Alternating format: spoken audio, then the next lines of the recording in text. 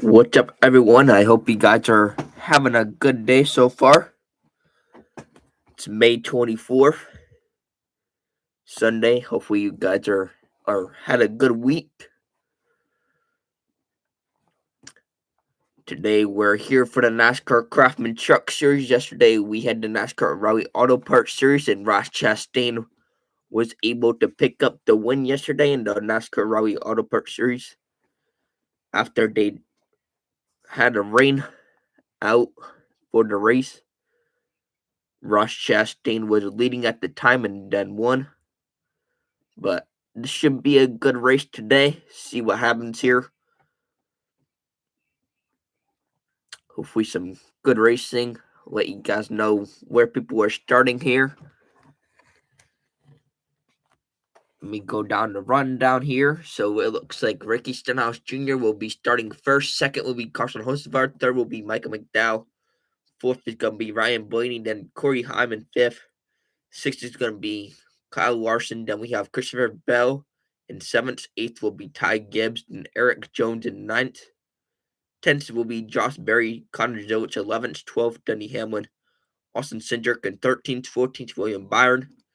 Chase Briscoe will be 15th, 16th is going to be Chris Buescher, then Ross Chastain, and 17th, 18th, Daniel Suarez, Ryan Preece, 19th, 20th is going to be Bubba Wallace, Ty Dillon, and 21st, 22nd, Cole Custer, AJ Allmendinger, 23rd, 24th is going to be Tyler Reddick, Shane Van Gisbergen, 25th, 26th, it's going to be Alex Bowman. Riley Herbst, 27th, 28th, it's going to be Austin Hill. Then Joey Logano, 29th, 30th will be Austin Dillon. Noah Gragson, 31st, 32nd, Brad Keselowski. Zane Smith, 33rd, 34th, Jarhard Remachek. And then Chase Elliott, 35th, 36th, Cody Ware. Todd Gilliland, 37th, and then 38th, Kathleen League and Timmy Hill 39th to round out the field here. 38 9-car field today for the trucks at Charlotte Motor Speedway. See how this race goes.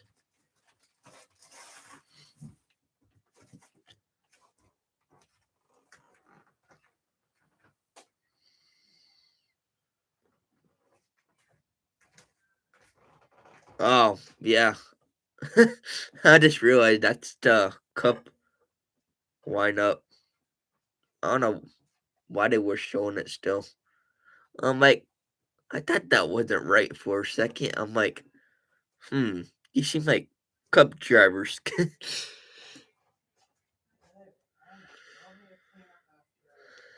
think that was for practice. Don't think they have the lineup yet. Yeah, I need some coffee.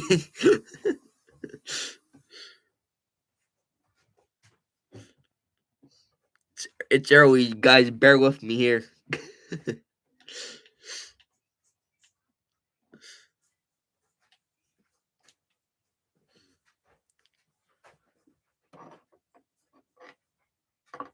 Speaking of which, be right back. All right.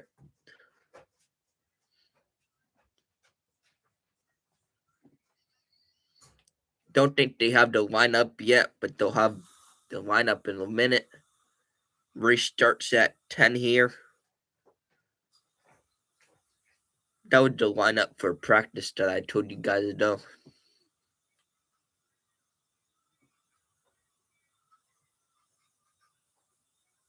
For Cup Series. Race starts here in a few minutes for trucks though. Starts at 10.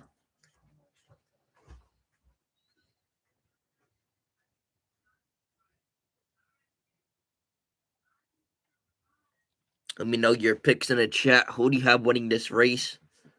Should be a pretty good race. See what happens during this race.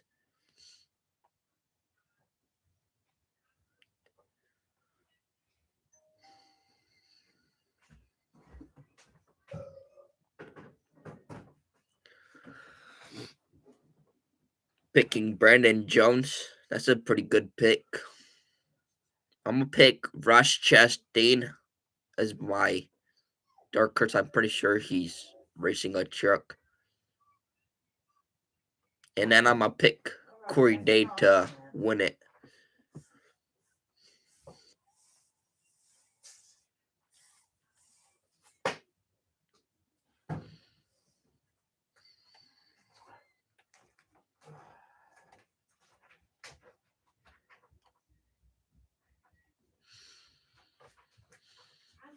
Ross Chastain won the O'Reilly Auto Parts Series race yesterday. The race got rained out on lap 100, which Ross Chastain was leading at the time, and it started raining, and they canceled the race, and then Ross Chastain won it.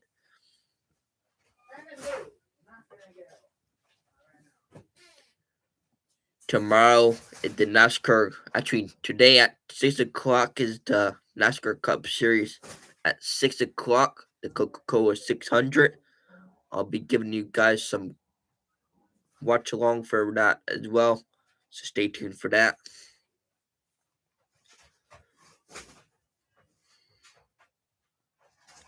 Yeah, pretty cool to see Ross Chastain do the cow bow yesterday.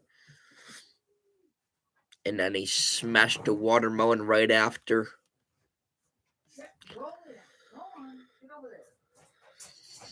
Definitely pretty cool. Alright, it's 10 o'clock. Radio should be on here. Give me 1 second, get this all set up for you guys. If anyone actually wants to watch the race is on FS1 today. But if you don't have FS1, this is probably the best place you're gonna hear the race and see a leaderboard of where your favorite driver is.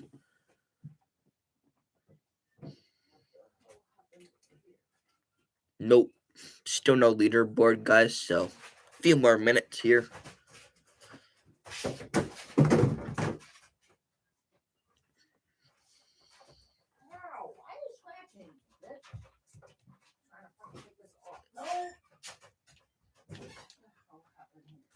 Leaderboard should be up, but give us a few minutes here.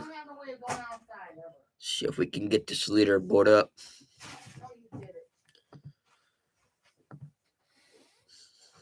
One minute.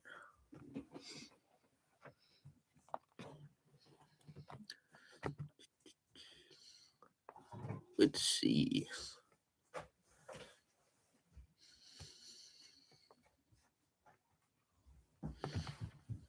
See if it's up on here. 1 second, guys.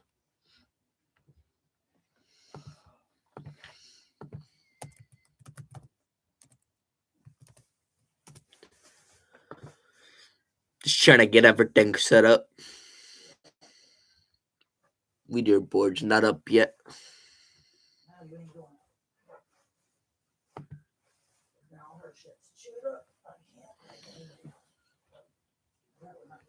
Yeah, they don't have the leaderboard up. Alright, so give it a few more minutes. Let me know you're fixing a chat. Hopefully everyone is having a good day, like my dad said in the chat. It's Sunday. Good morning, everyone. It's early one, 10 in the morning. Last night for the trucks, it was 8 in the morning for practice and qualifying, which canceled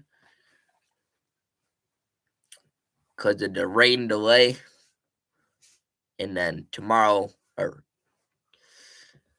yesterday, we had the NASCAR Rally Auto Parts Series where Ross Chastain was able to pick up the win because of rain. He was leading at lap 100 at the time. And then today at 6 o'clock, we have the Coca-Cola 600 at Charlotte Motor Speedway. Yeah, most racing got rained out this week. A lot of racing, actually. Waterford, Speedboat got rained out. A lot of tracks. Today, the Indianapolis 500 as well. I might do a stream on that as well. That's at 12 o'clock, so might do a stream on that as well. Stay tuned for that.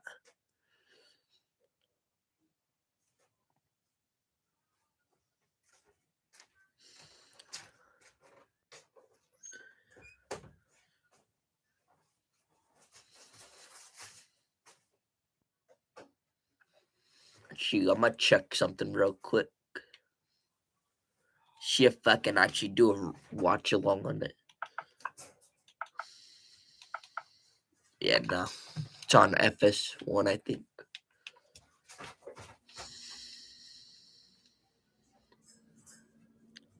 Yeah. I didn't know it was today either until I looked on the IndyCar thing and saw that the Indy 500 was today. So I'll probably do a stream on that as well today. That's 2 hours from now at 12 o'clock.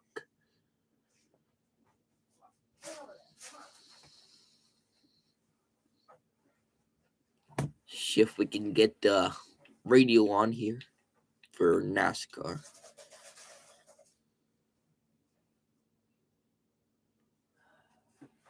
The wild cow deal kind of made me forget a lot. Yeah. The tribute yesterday that they did almost made me tear up a little bit, not gonna lie.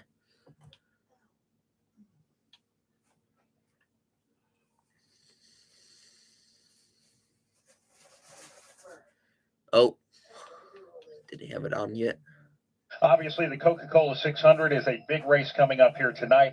5 o'clock Eastern time, you'll hear the broadcast for that. So Connor Zillage gets a run, and we have a third there we go, guys. We're in the field as well, Alex Hayden. Yeah, we do. Corey Day, obviously on the pole. He'll be the one that shows the way for Spire Motorsports. Let's go, Corey Day. He'll start back in the 24th position. Shane Van Gisbergen is in another Spire truck, all the way back in the 35th spot. Again, that's based off of the metric, so it's not a reflection of a lack of speed for that team.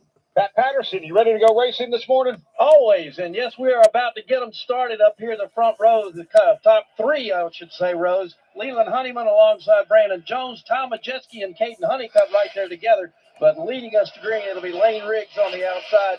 And Corey Day, pace car, heads to the pit road. We're ready to get them going today in Charlotte. Here they come up off of turn number 4. Some fans are already on their feet here at the Charlotte Motor Speedway as they look them over closely. The North Carolina Education Lottery 200 is underway. Green flag is in the air. Outside lane playing bumper cars. Front row starter Lane Riggs spins the tires. The field rumbles off to turn 1. The Star-Spangled Machine of Corey Day out at the point. Caden Honeycutt directly behind him. But here comes Lane Riggs back on the outside as it's 1, 2, 3 down the backstretch. And that's the way they'll run under the big TV screen here as they make their way into turn at number 3 out in front. Corey Day, Honeycutt looking on the outside now, going up to the top side of the racetrack. Corey Day's got a handle on the field out front. Caden Honeycutt was looking high coming off of turn number 4. He will drive right on the back of his tailgate as they rocket off into 1. Ty Majeski giving a deck full of bumper to the machine of, Honeyman now with the lead, back outside Corey Day down the backstretch. Down the backstretch, here they go. Honeycutt trying to take the lead away from Day. Day not doing anything with it. He goes to the bottom of the racetrack trying to lock him out. That's going to open the bottom for Lane Riggs. Lane Riggs will take full advantage of Corey Day putting the block on Caden Honeycutt. Riggs takes the UNC Charlotte Ford to the front of the field. They're going to stack up double wide, 2 rows deep from second on back. Here comes Lane Riggs. He's in the lead. He's being followed closely by a rage of machines. Caden Honeycutt lost some position. Christian Eckes right behind him. Eckes drops about 3 truck lengths back. Corey Day slips into that 3rd spot. Honeycutt trying to hold on to the 4th position down there, but it's Riggs up front all 4. Lane Riggs has the University of North Carolina Charlotte 49ers on his truck. That is his alma mater, but right now he is being chased hard by Christian Eckes back into 1. Corey Day in the 3rd position. He's got 2 trucks behind him. That's Caden Honeycutt along with Brandon Jones trying to sort that one out for the 4th position, but it's Lane Riggs at the point, followed by Christian Eckes. Looking a little little further back. Honeycutt goes right to the bumper of Corey Day. Chases him into turn 3. That's the battle for third now. Up front, though, it's tightening up for the lead. It is. Lane Riggs has it. Eckes is right there trying to run him down. A good truck length and a half in arrears. Now, Ty Majeski started the race in position number 4. He's dropping down the leaderboard like a sack of hammers. He's back in the number 11 spot. Matter of fact, he's going to give up another one. Majeski from 4th to 12th in turn 2. Lane Riggs down the back straightaway. Corey Day trying to back on the bottom there as he's with Brandon Jones. Stuart Friesen making a little bit of move here. He's trying to get up into that 6th spot. Top 3 trucks off the corner, no problem there. Brandon Jones trying to close in on Day.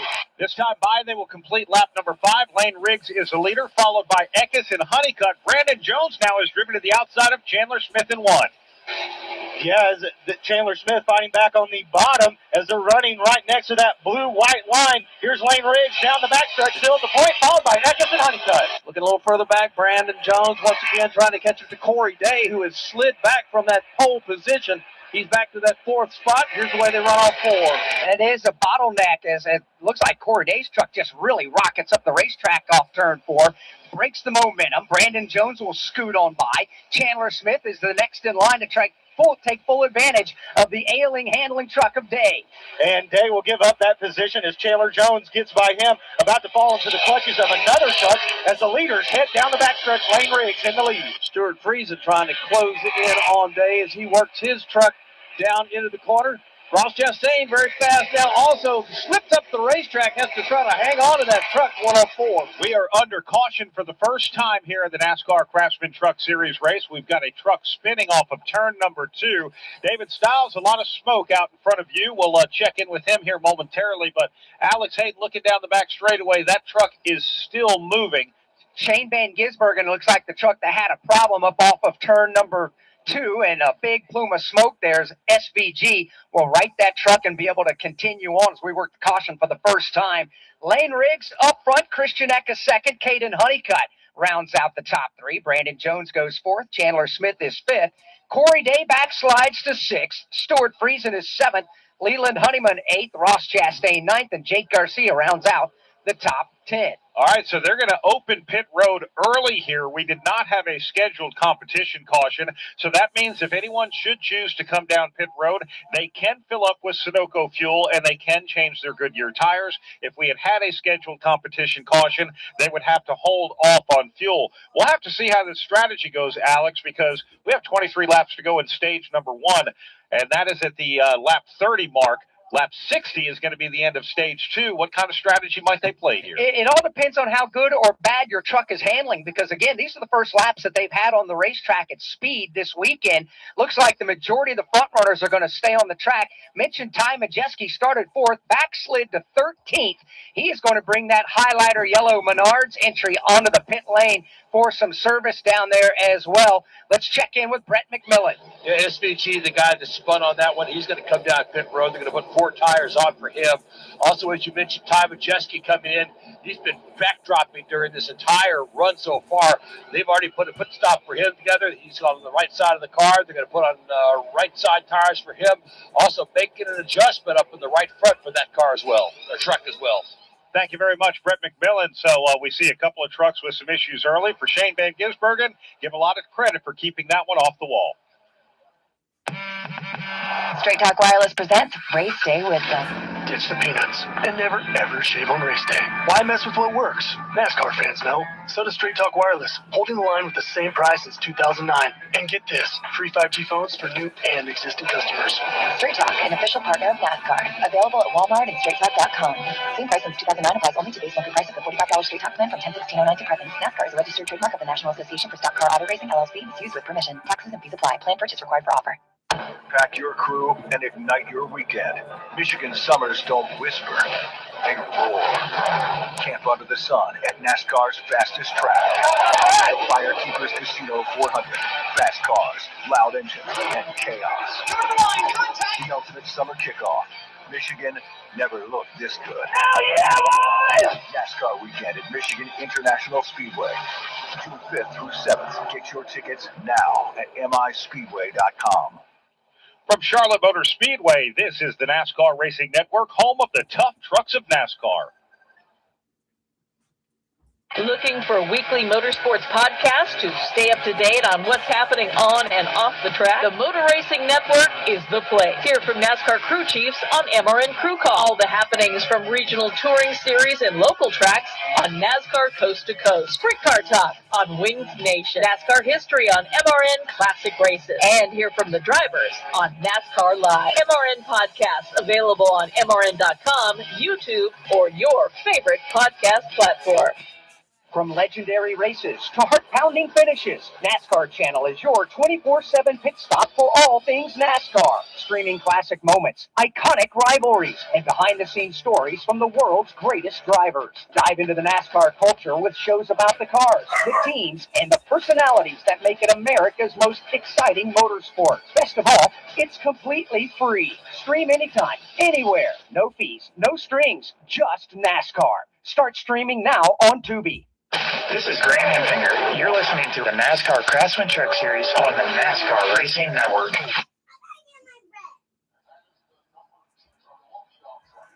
Back here at Charlotte Motor Speedway, the field is about to come to the 1 to go. We're going to restart with 19 to go in stage number 1 as we go to pit road with Alan Cabana. Well, the leader, Lane Riggs, went from 3rd to 1st on a daring pass out there, and he reports back the first few laps when it was essentially a green racetrack. It was nice and gripped up. There was a lot of grip in the racetrack, but he said once the rubber got out there from the field, it got real slick real quick. So that's the report from the leader. They are learning on the fly, their first laps on the track this week. It's not understated and lost on folks, Brad, that these drivers are just absolute daredevils, because not having any laps, to Alan's point there with Lane Riggs, the race leader, he had an opportunity to come to pit lane and make some changes on the truck, but no, he understands now what the truck's going to do, what the track conditions are like, and you have to adjust and adapt on the fly. Yeah, we are under the Hardy's caution for the first time here today. A single truck spin from Shane Van Gisbergen. He kept it off the wall, came in and got fresh tires, and he will be back out there. We did have a speeding penalty from Travis Pastrana. He will have to restart at the tail of the field as the field is coming to the choose. Lane Riggs leads here in the North Carolina Education Lottery 200. Running second, Christian Eckes. Caden Honeycutt third. Fourth is Brandon Jones. Chandler Smith is fifth. Corey Day sixth. Stuart Friesen 7th, Ross Chastain is 8th, 9th Leland Honeyman Jr., Jake Garcia is 10th. 11th at the moment as they wait to come back down to the Echo Park Automotive Restart Zone. 11th is Justin Haley. William Sawalich is 12th. Then you've got Ben Rhodes 13th, Corey LaJoy 14th, Gio Ruggiero is 15th, Tyler Ankrum 16th, Daniel Hemrick 17th, Tanner Gray 18th, Butterball Queen 19th, and Connor Zillich up to 20th. Toyota Camry XSE pace car is going to duck onto pit road, and we are going to take the green flag through the Echo Park Automotive Restart Zone. It'll be 19 laps to go here in stage number 1. Lane Riggs, the control truck, he is on the inside. Christian Eckes on the outside. They head through the Echo Park Automotive Restart Zone. Lane Riggs not only gets a nice jump, he gets a nice shove from Caden Honeycutt. Brandon Jones is pushing Christian Eckes on the outside.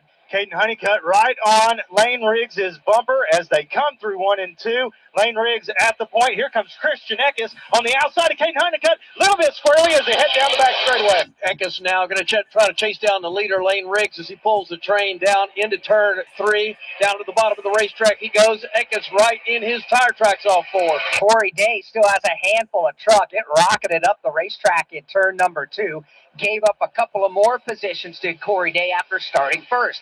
Side by side, the battle works now 3 wide for a moment into turn number 1 for the 7th spot.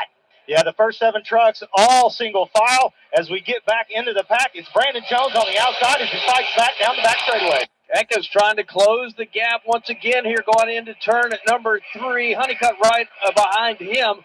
Up front, though, Lane Riggs controls. Almost like a bit of an accordion, because we had Caden Honeycutt driving up to the back bumper of Eckes. Eckes shot in front of him. Now he's right there on the tailgate of Lane Riggs as we have a battle for the lead in 1. Eckes trying to set Lane Riggs up. Lane Riggs running the bottom. Now that lead gets a little bit bigger for Lane Riggs as Caden Honeycutt's trying to enter the fray as they head down the back straightaway. Behind Honeycutt is Brandon Jones closing in fast on the top 3. Into turn 3 we go. Battle for the lead up front. Eckes looking at the bottom of the racetrack trying to find a way around Riggs. But 4 trucks right together. Here is the challenge for the top spot off turn number 4. Eckes opens up the inside lane, will take his red and black entry to the point. Lane Riggs gets moved up the track, and he'll lose second, third, and drop the fourth. Caden Honeycutt on the outside. Christian Eckes to the point. Here's Brandon Jones trying to get under Honeycutt. Doesn't have it. He'll fall back into third. Eckes out front. Honeycutt right behind him now, midway down the back stretch, about 2 truck lengths back to Brandon Jones. Honeycutt looks to the top side of the racetrack trying to find a way around Eckes. Lane Riggs from first to fourth as he tries to regather. Christian Eckes leading this race. Then it's Caden Honeycutt and Brandon Jones a little further back. Stuart Friesen having a challenge from Ross Chastain. Chastain's red truck on his tailgate. Chastain moving up through the field as he's on the bottom of the racetrack. He's going to try to pick off Chandler Smith as well. Here's the leaders, Eckes down the backstretch. Once again, Chastain makes a move, takes that position away from Stuart Friesen, goes looking for another one. Top 4 trucks now, midway through 3 and 4. Eckes up front, Honeycutt right behind. And then it's Chandler Smith riding all by himself in position number 5. The real race is getting after it from 6th on back. Running in position number 6 now is Ross Chastain. He's going to leave in his wake the 7th, 8th, and 9th place trucks. That's Honeyman, Friesen, and Garcia. Honeyman and Garcia and Friesen all battling for that position. Here's Eckes at the point as they flash down the back straightaway. Looking a little further back, Stuart Friesen goes to work on Honeyman. He'll make quick work of him. Right behind him, that is the number 99 of Garcia, trying to also move up a position here midway through 3 and 4. Jake Garcia was on the outside of Leland Honeyman. He has to back off just a little bit. Honeyman now goes on the attack of teammate Stuart Friesen. The two will race door to door back to 1. Those trucks are side by side as they enter turn 1. Who will get the position? Down on the bottom, it will be the truck of Honeyman. But now here they come back on the outside, down the back straightaway. Friesen goes right to the bumper of Honeyman, looks to make the pass, moves over to the driver's left now. He'll try to slide underneath, make that move on the number 62. Honeyman battles back to the top side of the racetrack, almost 3 wide off 4. Stuart Friesen has to roll out of the throttle. Leland Honeyman from the top side will swing around. The 21-year-old out of Phoenix, Arizona will pick up those positions as they race to 1. Jake Garcia trying his best to get around Friesen, but it will not happen. Here's Eckes down the back straightaway. Honeycutt right behind him. Leader now entering turn number 3. 3 truck lengths back to Caden Honeycutt. It's a long way back to Brandon Jones, who's still hanging with Lane Riggs all 4. We'll come back to 11 to go in stage number 1 here at Charlotte Motor Speedway. Ross Chastain is driving to the inside of Chandler Smith. Let's get an update on the Melon Man from Brett McMillan. Well, Brad, on the initial start, he suffered some damage on the left front fender. It caved in just a little bit. Ross wanted to come in and pit during that caution, but Phil Gould took a good look at it. Said, I don't see any rubbing at all. Let's go ahead and keep you out there until we get that first stage break. Problems for Ty Majeski. He off turn 4, the truck slowed drastically. Looked like he tried to get it woe down in time to get the pit lane, carrying way too much speed. And Brad, that truck is going to coast its way down in turns 1 and 2. Yeah, that is tough, and he is going to have to coast. I heard the NASCAR officials say on their radio through our racing electronic scanner, track is clear, no fluid down, no power, and he is going very slow as he exits turn 2 on the apron. I'm not sure if he's going to be able to make it back around. Yeah, I don't know that truck's got enough momentum. He's not even to the halfway point of the back straightaway as of yet. Ty Majeski, a sinking feeling as he came into today's race, needing something positive to happen with the championship point standings. Ty Majeski in the 5th spot. He was 70 points out of first, but this is going to be a big hit as he continues to work at a snail's pace halfway down the back chute. Let's pick up some action midway down the back straightaway. Brandon Jones running in 3rd, but Pat Patterson, we have a caution now, and that is because of the slow truck on the racetrack of Ty Majeski. It looked like Lane Riggs was starting to gather things up underneath him, and we are under the Hardee's caution for the 2nd time now here at Charlotte Motor Speedway. Buckle up, NASCAR fans. Get the Hardee's app and join My Rewards, and we'll start you off with a free sandwich. Plus, earn rewards lap after lap and order your Hardee's ahead. Hey NASCAR fans, get the NASCAR app. Join My Reward, and every combo purchase on the app gives you a chance to win an exclusive Talladega experience, race ticket, and other awesome NASCAR prizes. And when the Hardee's number 23 car gets a top 10 finish, we also throw you a code for a free 3-piece hand-breaded chicken tender with a large string purchase. The wins just keep coming. Get the app. Join My Rewards, only at Hardee's. No purchase necessary. Must be 18 or older in the 50 United States or District of Columbia, excluding New York and Rhode Island. Hardee's My Rewards member with web device. Info 1526 and 1626. Rules at hardee's.com/victory lap. Jeff Gordon wins the Daytona 500 Jeff Gordon's rise to one of NASCAR's all-time greatest drivers was one like no other. Relive Jeff Gordon's journey to the NASCAR Hall of Fame with the exclusive MRN podcast, Jeff Gordon, A Colorful Career. 93 Cup Series wins, 4 Cup Series championships, and 3 Daytona 500 wins, a career rivaled by few others. Check out MRN's Jeff Gordon, A Colorful Career on podcast platforms and MRN.com. From Charlotte Motor Speedway, this is the NASCAR Racing Network, home of the tough trucks of NASCAR. Hi, I'm Ryan Blaney, a third-generation race car driver, and I dedicate a lot of my time going fast. But when my grandpa was diagnosed with Alzheimer's, it was a very unexpected bump in the road for us. It's important to notice if older family members are acting differently or having trouble with routine tasks. Early detection of Alzheimer's can give your family time to explore support services and access available treatments. If you or your family are noticing changes, it could be Alzheimer's. Talk about seeing a doctor together. Visit alz.org/time to talk. A message from the Alzheimer's Association and the Ad Council.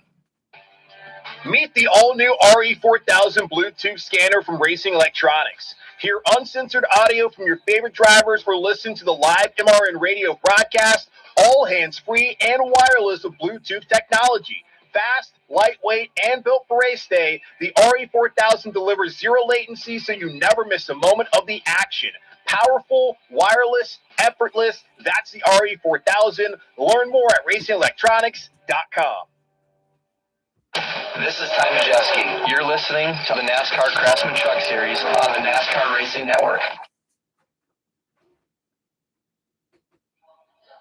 Welcome back to Charlotte Motor Speedway as the field works behind the Toyota Camry XSE pace car. And Brad, not just the one Thor Sport truck of Ty Majeski with an issue. It looks like another one is having a problem as well. Cole Butcher came slowly onto pit road. He is now getting a tow truck push because NASCAR was hoping to actually open pit road, but with this truck stopped there, they're going to have to keep that entrance closed. Let's go down to Brett McMillan for an update on the other Thor Sport truck. And Ty Majeski's come to a stop at his pit stall. Got a push down here from the tow truck. He says he has power but no ignition. He's tried to refire it a couple times, but it won't turn over. You can hear it just kind of turning, going and going and going, but it won't catch when he tries to turn it over. So that's what he's saying, is he has power but no ignition.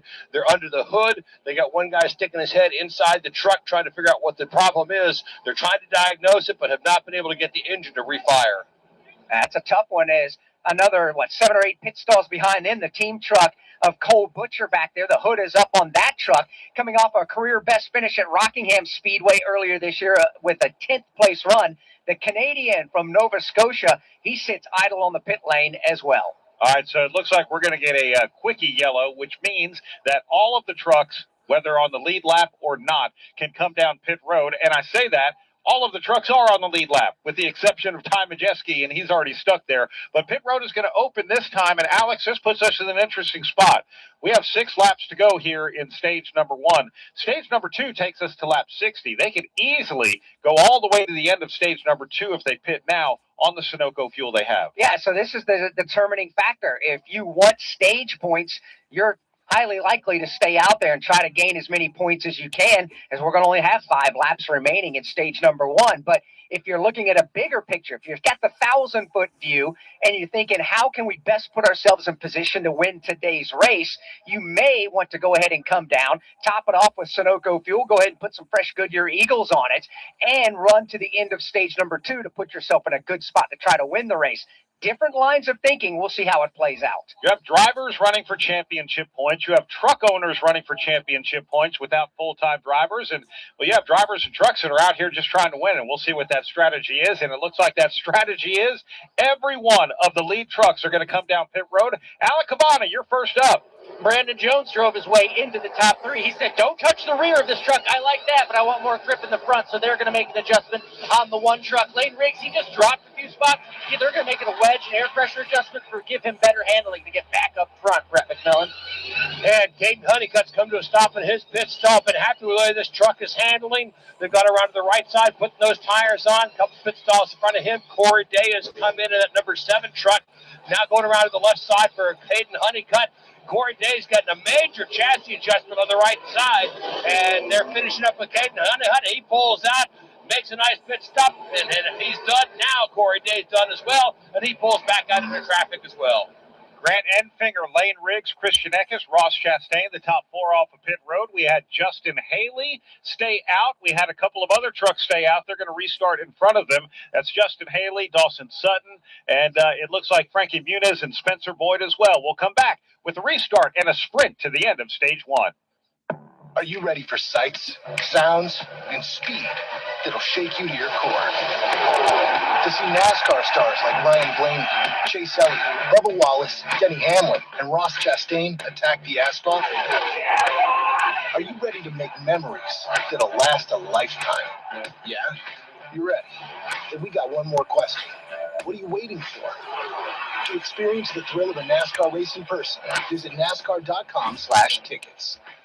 Victory Junction is a year-round camp for children with chronic and life-threatening illnesses and serious medical needs. We'll see 120 kids with spina bifida, 120 kids with craniofacial disorders, 120 kids who have diabetes or who have asthma. From 6 to 16 years old, it empowers them to just be the kids that they are that week. Not their disease, not their illness. They're just a kid. But if you know a child that can benefit from Victory Junction, we'll do everything in our power to make sure that child comes to camp. From Charlotte Motor Speedway, this is the NASCAR Racing Network, home of the tough trucks of NASCAR. NASCAR history. Eddie wins his 200th career NASCAR victory. Told by the people who made that history. President Reagan was there. He got us on the front page, and we got him in the sports page. It was a good trade-off from that standpoint. Motor Racing Network's NASCAR Live presents podcast The Road to Royalty. Jeff Gordon, a colorful career, 50 years of MRN, the 1993 season, Junior's Journey, and more. Search for NASCAR Live on your favorite podcast platform. Hey, Joliet, did you miss us? NASCAR is back for the biggest 4th of July weekend in 250 years. Salute our heroes, continue our traditions, and celebrate America, featuring the Busch Light Summer Music Series. Life, liberty, and the pursuit of speed. NASCAR weekend at Chicagoland Speedway, July 3rd through 5th. Get your tickets now at chicagolandspeedway.com.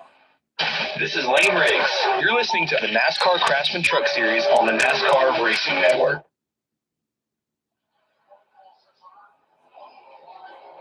Welcome back to Charlotte Motor Speedway as we have the 1 to go before we go back to racing. We're going to have a 2-lap sprint to the green and white checkered flag at the end of stage 1. And to all the fans enjoying the North Carolina Education Lottery 200, you show up. So does Straight Talk Wireless, an official partner of NASCAR, holding the line so you get more and pay less for it. No contracts, no surprises, straightforward. Always available at Walmart and straighttalk.com. Let's give a quick leaderboard snapshot, Alex Hayden. Justin Haley, the race leader, stayed on the track. He has not made a pit stop so far in the race. Dawson Sutton stayed on the track as well. He came to pit road on lap number 8. He'll start on the second spot. Then everybody who just came off of pit road. Grant Enfinger 3rd, Lane Riggs 4th, Christian Eckes 5th, and Ross Chastain 6th, Leland Honeyman 7th, Brandon Jones 8th, Gio Ruggiero 9th, and William Sawalich 10th. Stuart Friesen will restart 11th, Corey Day 12th, Ricky Stenhouse Jr. 13th, 14th is Jake Garcia, Connor Zilic 15th, 16th, Daniel Hemrick, Andre Perez is 17th, 18th, Leland Honeyman Jr., Chandler Smith 19th, Shane Van Gisbergen in 20th. So as the field works their way through turns 3 and 4, you see the strategy play here for Justin Haley. Came into today's race 11 points out of the number 10 spot in the championship point standings. If he can go on and earn 10 points right now, put himself 1 point out of what could be the chase spot. That is a big deal. Toyota Camry pace car pulls off. We'll head to the Echo Park Automotive restart zone. Every car happy owner at Echo Park Automotive.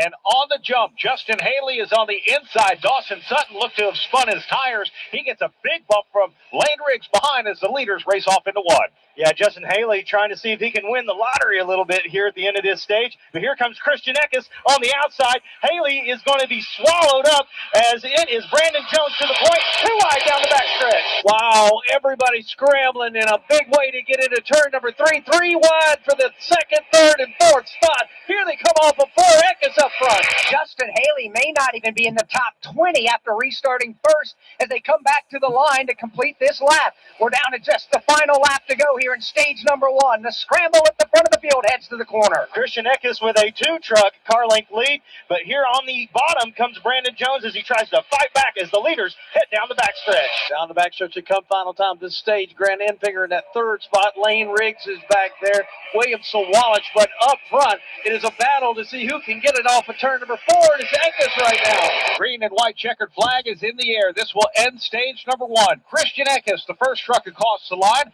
and then we see Brandon Jones, a nice 3-car battle that actually saw Lane Riggs finish 3rd in stage 1, Grant Enfinger 4th, Caden Honeycutt 5th. The rest of the trucks collecting championship points in stage 1. William Sawalich 6th, 7th Corey Day, Ricky Stenhouse Jr. up to 8th, Jake Garcia 9th, and 10th was Dawson Sutton.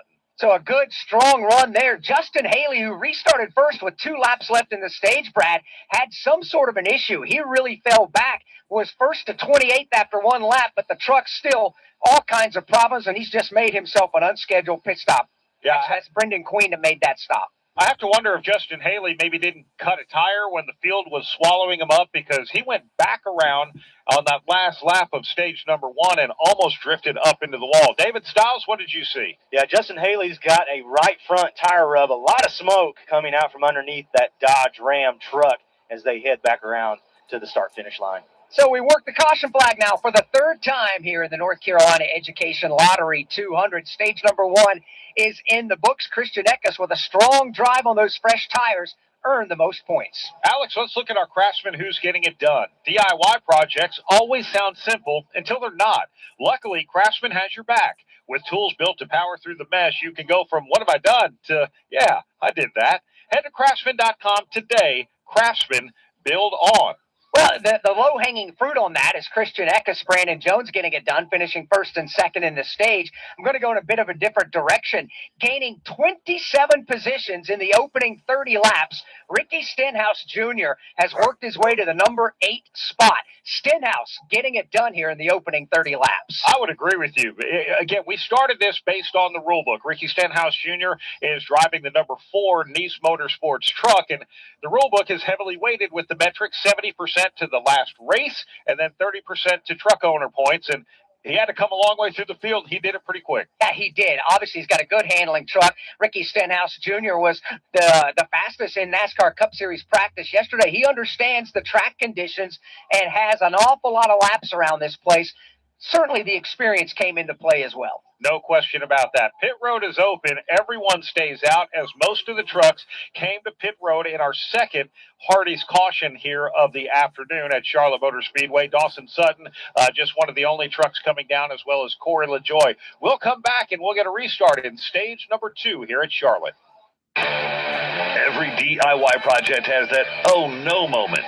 The missing bolt, the measured cut, the second, third, and fourth trips to the hardware store. That's where Craftsman comes in. Whether you're tackling the backyard, the bathroom, or beyond, Craftsman has the tools to help you power through and get the job done right. Because DIYing is unpredictable, but your tools shouldn't be. Head to Craftsman.com today and find the right tools for any project. Craftsman, build on. We're at the start-finish line. William Byron on pole position. Green flag is out, and we're racing. We're in the turn. Here to the inside comes Kyle Larson. He and Hamlin both. We're on pit road. Racing field. The face-off from pit road is Denny Hamlin. Alex Jones goes off. We are live from the track. The Motor Racing Network, your home for NASCAR racing. Don't miss a lap, pit stop, or side-by-side race for the win. Listen to all the play-by-play action on your local radio station at MRN or NASCAR.com. Wrapping up our 3rd caution flag of the North Carolina Education Lottery 200, hoping to get the 1-to-go signal. Next time by, there will be 27 laps to go here in stage number 2. Christian Eckes, currently the race leader. From Charlotte Motor Speedway, this is the NASCAR Racing Network, home of the tough trucks of NASCAR. Meet the all-new RE4000 Bluetooth scanner from Racing Electronics. Hear uncensored audio from your favorite drivers or listen to the live MRN radio broadcast. All hands-free and wireless with Bluetooth technology. fast, lightweight, and built for race day. The RE4000 delivers zero latency, so you never miss a moment of the action. Powerful, wireless, effortless. That's the RE4000. Learn more at racingelectronics.com. NASCAR fans, iRacing Studios brings you NASCAR 25. Race hundreds of the biggest stars of the sport on top tracks from Daytona to Sonoma. Start your career in the ARCA Menard Series and work your way up to Cup while managing team members, sponsors, and more. Or compete online with NASCAR fans around the world. NASCAR 25, available on PlayStation, Xbox, and PC. Head to NASCAR25.com to buy now. This is Kane Honeycutt. You're listening to the NASCAR Craftsman Truck Series on the NASCAR Racing Network.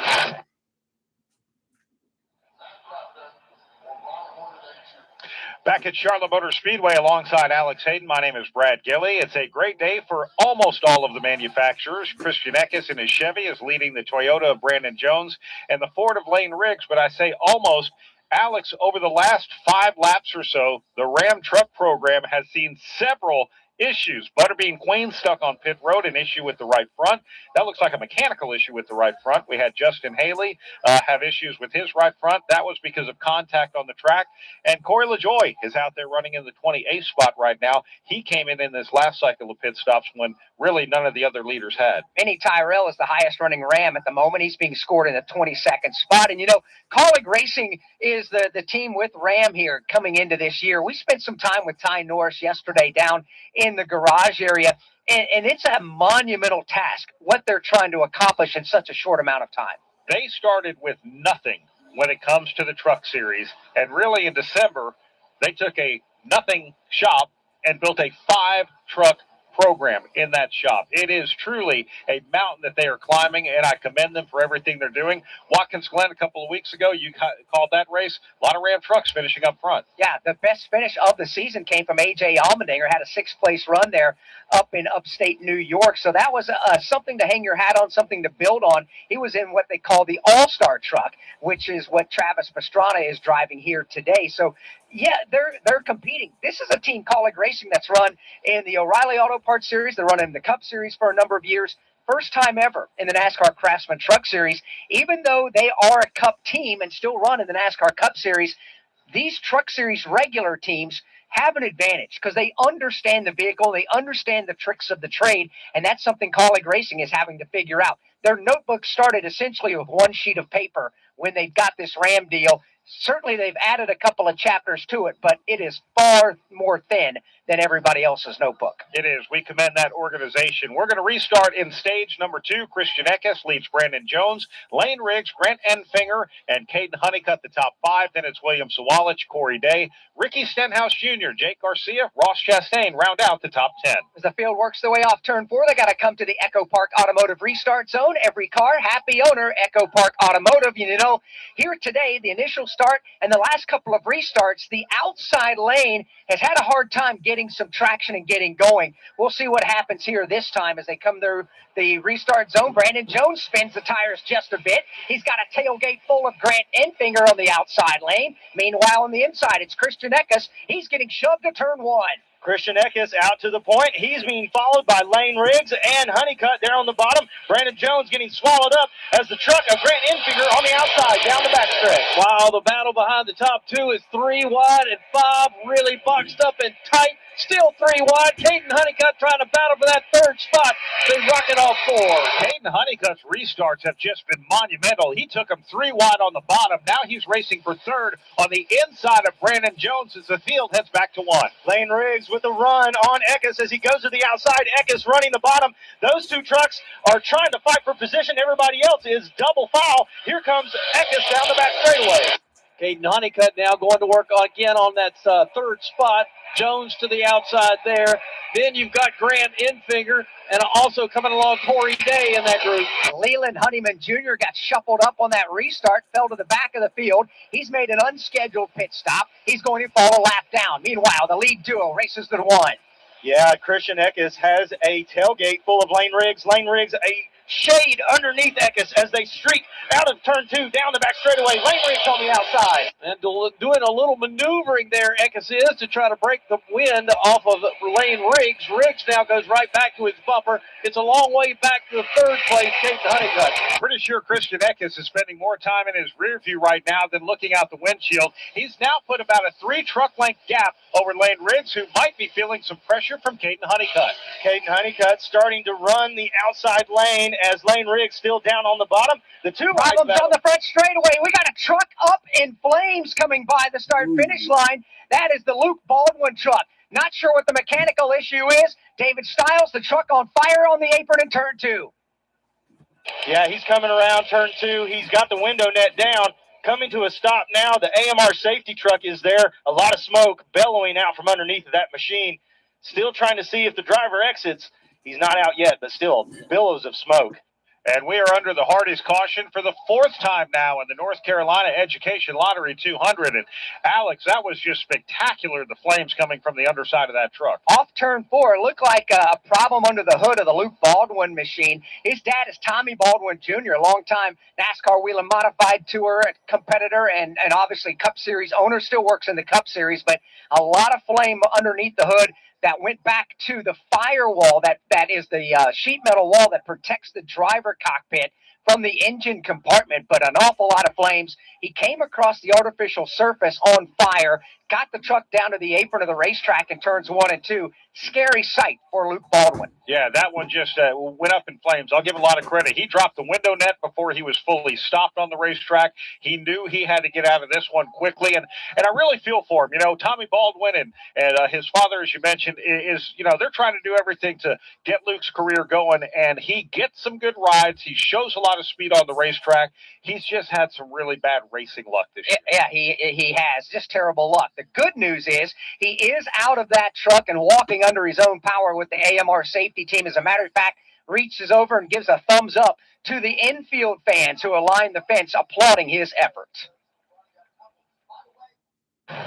Wherever you are in life, Freeway gives you more ways to choose and more ways to save. You choose the coverage, you choose the price. Because at Freeway, it's all about real people, real choices, and real savings for every driver. No matter what.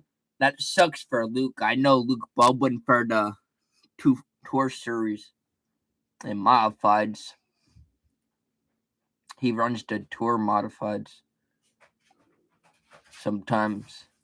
So that sucks for Luke.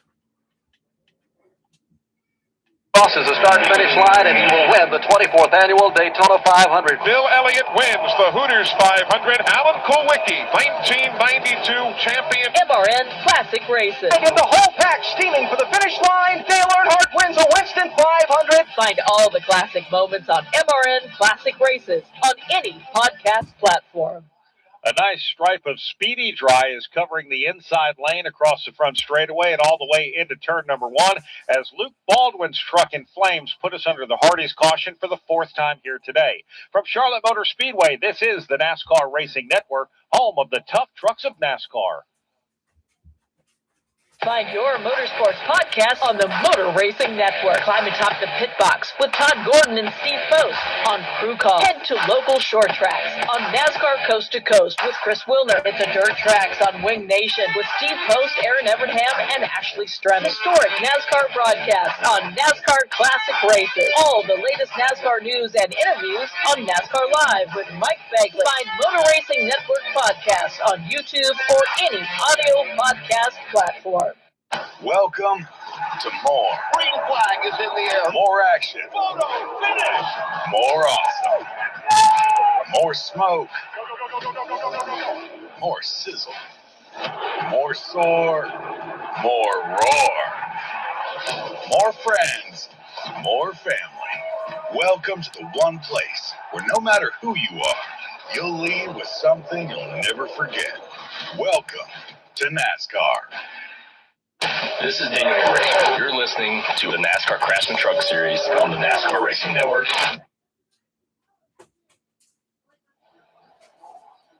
Cleanup just about wrapping up here on the front straightaway off into turn number 1 from all the fluid that was put down from Luke Baldwin's truck. Again, he did get out of that truck under his own power. He'll make the mandatory trip to the infield care center. You know, Brad, it's been a miserable start to the afternoon for Brendan Butterbean Queen. He's been on the pit lane as much as he's been on the racetrack today. Yeah, it has been tough. They were spending a lot of time on the right front. Now they're working on the rear of that truck. He's got just a little bit of rear quarter panel damage. They're putting some bare bond on that. They are going to open pit road. We have 19 laps to go here in stage number 2. That's 93 to go in the entire race. So I don't feel at a position, Alex, where they need to take an opportunity to come down pit road. They are very limited on the sets of Goodyear tires they have. And they are. The only thing I would think is if somebody's truck just simply is not handling, can't afford to lose too much time here to the leaders with just a few laps remaining here in stage number 2 of the North Carolina Education Lottery 200. You know, the NASCAR Craftsman Truck Series schedule crisscrosses the country, but more times than not, they'll race a week, maybe have a week off or 2 weeks off.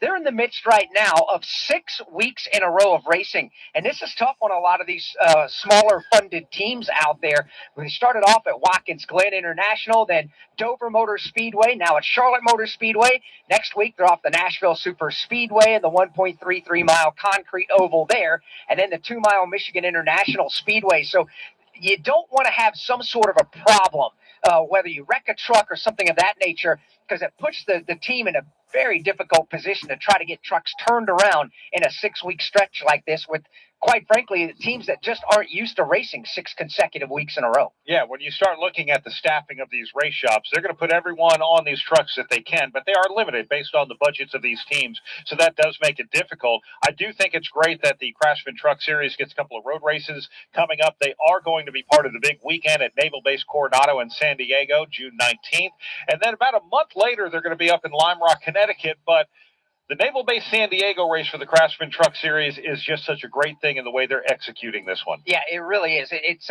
an active naval base. And on that Friday, when the NASCAR Craftsman Truck Series goes racing out there on the Navy base, the only spectators allowed on the property are the military families, and they're obviously the military personnel and their families are the only ones allowed on the premises for the truck race. It's just simply a way for NASCAR to say thank you to the United States military. They're going to have a day at the races all to themselves. I very much look forward to being a part of that and seeing NASCAR racing on a Navy base on the shores of the Pacific Ocean. And what an awesome 3-mile circuit that they've carved out of that as well. There's going to be a lot of action on this one. Yeah, there's city streets on the base. They're going to use part of the runway they have for the Naval Air Station that's part of Navy Base Coronado as well. The backdrop is going to be spectacular with aircraft carriers and other ships at port. It really is, let alone the downtown San Diego skyline that's going to be dotting the backdrop as these NASCAR Craftsman Truck Series machines, the O'Reilly Auto Parts Series, and the NASCAR Cup Series race out at Navy Base Coronado. Yeah, it's going to be pretty awesome to see that. Let's give you a rundown. Well, before we do that, let's go down to pit road and check in with Alan Cabana. Well, I'm just keeping an eye on Lane Riggs on this next restart because they'll start second on the front row. After he got tires after the pit stop, he said the tire pressures were just too low and his truck couldn't launch. He didn't have that same superpower to get a good restart. But after initially getting the tire pressures back up, they had another restart, and he was great. So I'm interested to see what he can do on this restart with the tire pressures up once again on the front row. He led early. He's trying to get that lead back again. They're going to have a heat cycle that goes through that, so the air pressures will decrease just a bit. But when the tires heat back up, when they get up to speed, yeah, the air pressure will increase, trying to find that optimum pressure to get max grip. Yeah, for sure. Let's give you a rundown. Christian Eckes will restart on the point. He has led 26 laps of this race so far after we've completed 43 of them. Lane Riggs will restart second. He's had the fastest lap of the race so far. Third, Caden Honeycutt. Brandon Jones fourth. Fifth, Ross Chastain. Sixth is Corey Day. Grant Enfinger seventh. Gio Ruggiero eighth. Ninth, Ricky Stenhouse Jr. Daniel Hemrick up into the top 10. Starting 11th here as the drivers get the one-to-go signal will be Jake Garcia. William Sawalich will be 12th. Ben Rhodes 13th. Chandler Smith is 14th. And Connor Zillich 15th. Shane Van Gisbergen 16th. Andres Perez de Lara will be 17th. Tanner Gray 18th. Tyler Ankrum 19th. And Minnie Tyrell 20th.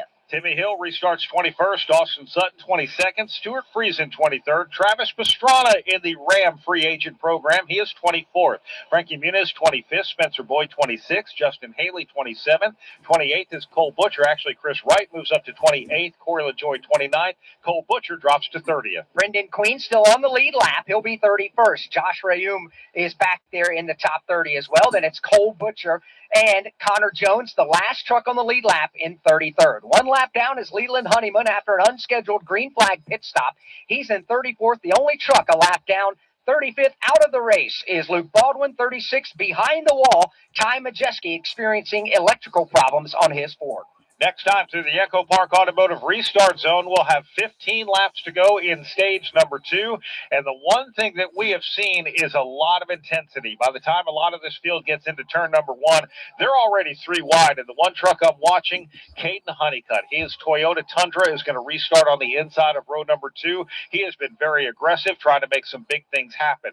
So as the field heads to the restart zone, we'll have 15 laps to go in stage number 2. On the inside, the control truck, that is Christian Eckes to his outside. This time he gets a great launch. Lane Riggs is going to run door to door. Christian Eckes getting a good push from Honeycutt as he's out to the point, but Lane Riggs fighting back on the outside in that Charlotte 49er Ford as they streak down the backstretch. Riggs out next to the wall now, challenging for the lead. They stay locked together going into turn 3. Here comes Riggs to the bottom of the racetrack. He'll assume the lead midway through 3 and 4. Brandon Jones will swing around the outside of Christian Eckes, who quickly snaps back in line, blocks the advances of Caden Honeycutt. Honeycutt takes that baby blue Toyota right back down to the bottom of the racetrack for 3rd. Brandon Jones now on the outside is Lane Riggs on the bottom trying to hold the point. They're almost at the quarter panel. Ross Chastain fighting back in that 5th position down the back straightaway. Riggs out front, a half a car length back there is Brandon Jones. On the backstretch, Corey Day, big hit into the inside wall. And Corey Day's truck, the rear tires came up off the ground when he hit the inside safer barrier. It comes to a rest at the entrance on the apron of turn number 3. This is our 5th Hardee's caution of the day here at Charlotte Motor Speedway. Alex, looks like we have some other trucks with damage coming in. Yeah, as Corey Day came back up across the racetrack, he was collected hard by another machine. It was Minnie Tyrell. The left front of that Ram is absolutely destroyed. Minnie's able to drive it all the way back to the pit lane, but a tough break for Minnie Tyrell, who was running 20th, but a scary crash for Corey Day. Off turn 2, halfway down the back straightaway, hit the inside wall. Back of that truck went airborne, but NASCAR safety measures that they implement on these trucks kept that on all 4s. Yeah, and his truck is being hooked up to the wrecker right now. All the safety crews are tending to Corey Day right now and that race truck. And, man, that was just a big hit. Corey Day is still in the truck right now. We do have the AMR safety team with him. We can see him moving inside of the truck and just sort of gathering his breath as he now exits that truck. And the race fans give him a nice cheer here at Charlotte Motor Speedway. But, man, that was a scary wreck. We're looking forward to seeing a replay of that one and happy to see Corey Day out of the truck. Yeah, and difficult for Corey Day because that's the truck that Kyle Busch was supposed to be driving here this weekend. He came down the racetrack halfway down the back chute, simply wasn't cleared and got clipped in the left rear. Just looked like one of those racing deals where he was trying to protect his real estate. Gio Ruggiero was driving to his inside when he came down the racetrack on that one, and once that truck turned backwards, it did. The back end went airborne, and Alex Hayden mentioned there are a lot of safety measures, a lot of flaps that deploy on these trucks. I mean, he hit Minnie Tyrell so hard that the left front wheel, basically that whole assembly just broke on that truck. Yeah, this one is going to need to be repaired just about all 4 corners all the way around that machine. So the good news is he's out of the truck and is walking to the AMR safety truck and will make his way to the infield care center. Minnie Tyrell got a huge piece of that again. He's on the pit lane as the crew works on the left front of that truck. And again, this is the first race for the NASCAR Craftsman Truck Series with the new damaged vehicle policy. So Minnie Tyrell and his team are going to take their time to try to get this truck fixed. Yeah, they can actually take it back to the garage. They can repair it and can come back on the racetrack. They have one opportunity, 3 laps to be able to make minimum speed. Once they do that, they can go back in the garage and repair it further. Last week, if this had happened in Dover, once they get towed in, they would be done with today. So what NASCAR has done in the O'Reilly Auto Parts Series and the Craftsman Truck Series, they've taken their damaged vehicle policy and put it in line with what we have with the NASCAR Cup Series. Pit Road will remain closed as Lane Riggs, Brandon Jones, Christian Eckes, Caden Honeycutt, and Ross Chastain are your top 5. Looking for a weekly motorsports podcast to stay up to date on what's happening on and off the track? The Motor Racing Network is the place. Hear from NASCAR crew chiefs on MRN Crew Call. All the happenings from regional touring series and local tracks on NASCAR Coast to Coast. Sprint Car Talk on Winged Nation. NASCAR history on MRN Classic Races. And hear from the drivers on NASCAR Live. MRN Podcasts available on MRN.com, YouTube, or your favorite podcast platform. For 250 years, America has been more than a place. It's been a promise, a story of courage, hope, and dreams. And through it all, local TV and radio broadcasters have been there, telling the story of America, bringing truth to light. Broadcasters tell the story of who we are and who we aspire to be. We are America's storytellers. We are broadcasters. This message furnished by the National Association of Broadcasters. We had a look at Minnie Tyrell's Ram truck, and the left front just got ripped off of that when he got into the spinning Corey Day, as we are under the Hardee's caution for the 5th time here at Charlotte Motor Speedway. This is the NASCAR Racing Network, home of the tough trucks of NASCAR. Hi, folks. Kyle Petty here. I want to tell you about a place that's dear to my heart, Dicty Junction. It's a year-round camp that gives kids with complex medical and physical conditions life-changing experiences that are fun, empowering, and always free for families. Please help Victory Junction support kids who need it the most by making a donation today. Any amount will help kids attend camp for free. Help make a difference by visiting victoryjunction.org/donate. Meet the all-new RE4000 Bluetooth scanner from Racing Electronics. Hear uncensored audio from your favorite drivers or listen to the live MRN broadcast, all hands-free and wireless with Bluetooth technology. Fast, lightweight, and built for race day, the RE4000 delivers zero latency, so you never miss a moment of the action. Powerful, wireless, effortless. That's the RE4000. Learn more at racingelectronics.com. This is Corey High. You're listening to the NASCAR Craftsman Truck Series on the NASCAR Racing Network.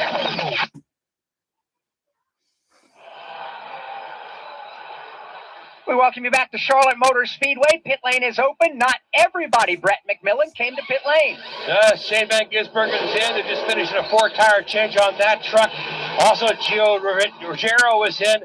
They've already changed the right side tires on that truck. Spent a little extra time over there because, as you guys mentioned, he was involved in the tap of day wreck, and now they're on the left side of that truck, changing the tires there, going back around to the right side of Ruggiero's truck, doing a little sheet metal work on the side there, kind of pulling away to make sure that truck is okay before they send him back out. Thank you very much, Brett McMillan. Saw a handful of others come in, Grant Enfinger, Ricky Stenhouse Jr. We will give you a rundown and let you know the drivers who flipped the stage and the drivers who are going for stage 2 points. But first, we'll pause 10 seconds for station identification on the NASCAR Racing Network.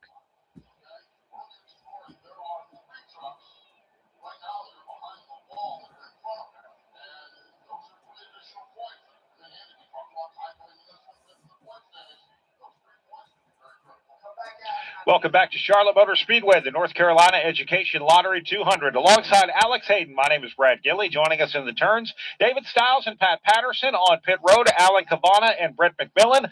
Under the Hardee's caution for the 5th time here. And Alex, we have right now coming to the line 9 to go in stage number 2, and a lot of strategy happening in this one. Yeah, because there's an awful lot of dicing going on with the championship point standings with now only 9 laps to go in the stage. Top 10 stage finishers obviously will receive championship points. Coming into the race from 8th to 13th in championship point standings, they're only separated by 18 points. So this is an opportunity to try to leapfrog the competition, put yourself in a bit of a better spot championship points-wise. So that being said, it looks like the top 11 trucks elected to stay on the racetrack and did not come to pit lane, led by Lane Riggs, Brandon Jones 2nd, Christian Eckes, Caden Honeycutt, I should say, in 4th, Ross Chastain 5th, Daniel Hemrick 6th, Ben Rhodes 7th, Jake Garcia 8th, Tyler Ankrum 9th, Andres Perez 10th, and Timmy Hill 11th. And the next trucks that did come onto pit road for fresh Goodyear tires and Sunoco fuel, Stuart Friesen will restart 12th, Justin Haley 13th, Spencer Boyd 14th, 15th, Travis Pastrana 16th will be Butterbean Queen, and actually sort of a mix. Some of these other trucks came in on a different Hardy's caution, Alex. So the freshest tires are actually going to be Chris Wright. He came in on lap number 50. He'll restart 17th. Josh Rayum 18th, Grant Enfinger 19th, and Corey LaJoy 20th. Yeah, so these drivers are going to have a heck of a restart. And in the NASCAR Craftsman Truck Series, this is always exciting. Anytime you bunch them up, throw a green flag, they get after it. And when you got stage points and that carrot dangling at the end of that rope, everybody's going to have to go after it here to try to maximize what they can.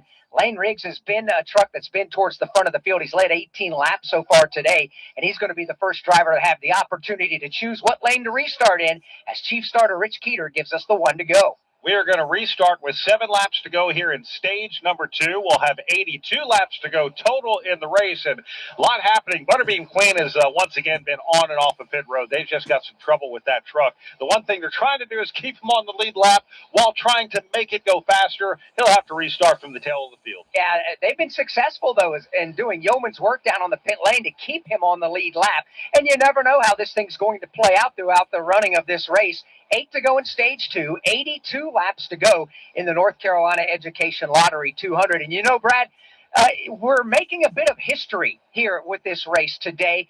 This is the 5,000th NASCAR National Series Championship points race in history of NASCAR. Race number 5,000. It was supposed to be the O'Reilly Auto Parts Series race because we were supposed to run this one Friday. But since we didn't, last night was 4,999. Today is the 5,000th championship points race for NASCAR. Last night, Ross Chastain drove a Junior Motorsports number 9 Chevrolet into victory lane in the Charb Royal 300. Chastain is a part of this field here today doing triple duty. He is also the defending winner of the Coca-Cola 600, which you will hear tonight. Coverage begins at 5 o'clock Eastern time, but we still have a lot of truck racing to go. And Alex, that Toyota Camry XSC pace car is about to hit the pit road. You're right about that, and better make sure those seatbelts are tight. This one's going to be good. 7 laps to go in the stage. The points-paying window opens up when they get to the green and white checkered flag. Field works their way to the Echo Park Automotive Restart Zone. Every car, happy owner. Echo Park Automotive. Here we go. The green flag is back out. Lane Riggs gets to jump from the inside, but a couple of Toyotas on the outside. Caden Honeycutt is pushing Brandon Jones into one. Christian Eckes gives Lane Riggs a good shove. Brandon Jones trying to fight back on the outside, but 1-2 will be Lane Riggs and Eckes as they get ready to head down the back straightaway. Lane Riggs pulls the train once again down the back straightaway here at Charlotte Motor Speedway into turn number 3. He will go. He gets a little bit of a shove from Eckes, hangs on to the truck, and he'll lead them off 4. Lead 2 go nose to tailgate off the corner. Top 5 now begin to settle down just a bit. As I say that, busting out of line, here comes Ross Chastain. He looks to the inside for position number 4. Chastain on the inside. Hemrick trying to fight back on the outside. Chastain will take the spot. But here comes Caden Honeycutt. He's going to try to pick it up too. He'll slide right in behind Ross Chastain. Lane Riggs to the point. Honeycutt stays door to door now as he works his way down into turn 3 and 4 for that 5th spot up front. 3 car lengths separate first and second, all 4. Look at Ben Rhodes coming into this fight as well. We've got a lot of racing happening here. The top 5 is single filed out right now. Caden Honeycutt, he is the one in danger of losing a spot. He has 2 Thor Sport trucks behind him. Yeah, Caden Honeycutt, a little bit of an anchor on that truck, but now he pulls back ahead of Ben Rhodes. Down in the front, it is Lane Riggs as Eckes follows him. Brandon Jones closing down in the 3rd spot as the field enters turn number 3. Jones looks to the bottom to a way around Eckes. Can't make anything happen off turn 4. Ross Chastain was chopped off at the nose, courtesy of Brandon Jones. Rolled out of the throttle. Chastain recoils. Goes right back after Brandon Jones for position number 3 in turn 1. That 3rd spot will go to Chastain as he's on the bottom, but Brandon Jones fighting back on the outside. They're side by side as they exit turn 2. Brandon Jones will have to give it up down the back straightaway. Yeah, Chastain shut the door on his advance. Hemrick now has an opportunity to go after Jones.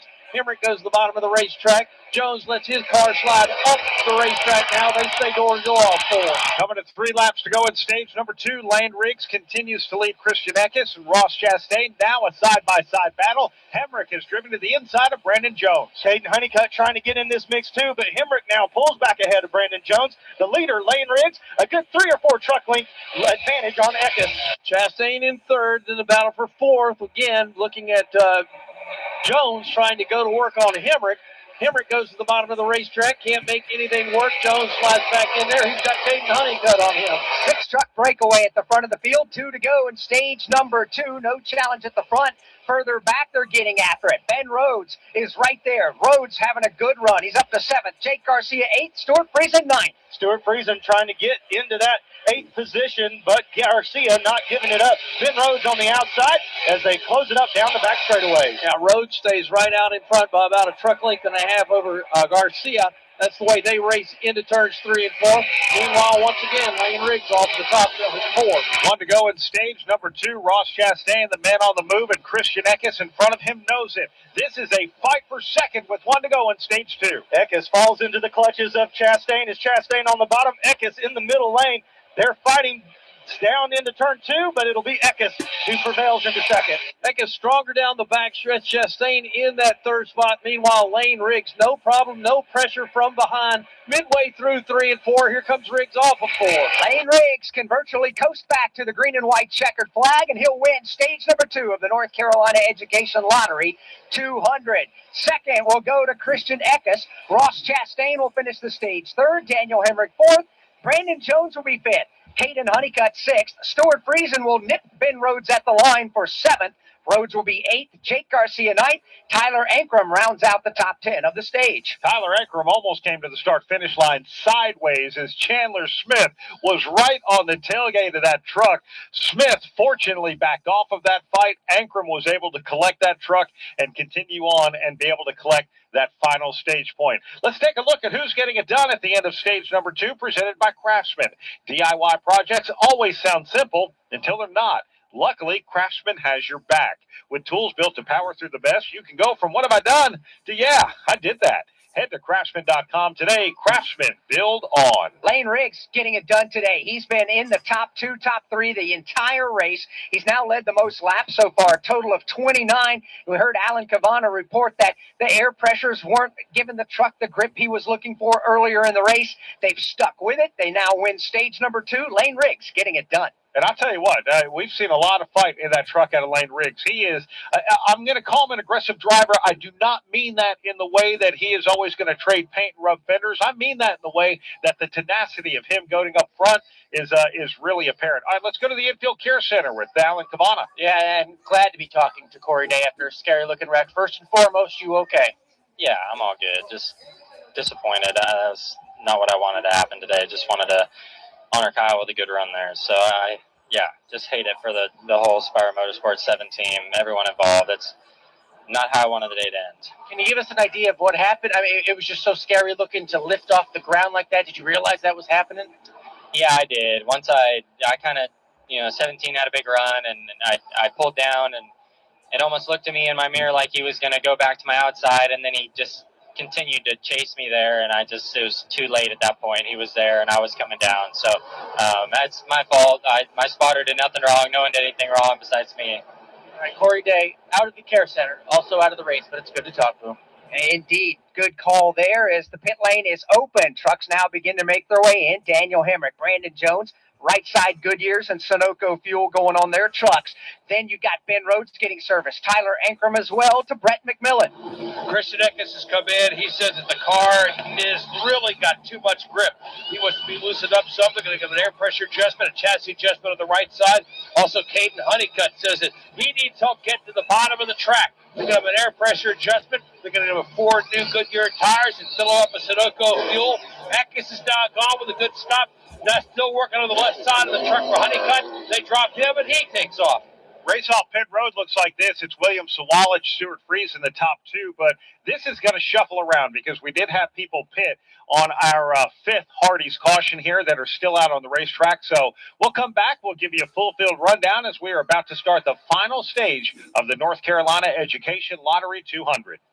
Now that Wendy's has these new biggie deals, everyone in the family can get what they're craving, from nugs to JVCs. The parental units can get an $8 biggie bundle, the eldest who think they're so grown can get a $6 biggie bag, and the little one who can do no wrong can get a $4 biggie bites. You know, assuming they have a credit card. No, I'm kidding. We take cash too. 4, 6, and $8 biggie deals for the whole family. Only at Wendy's. Price and participation may vary. Single items at regular price. Prices may be higher in California and Hawaii. Every hero's story has a humble beginning.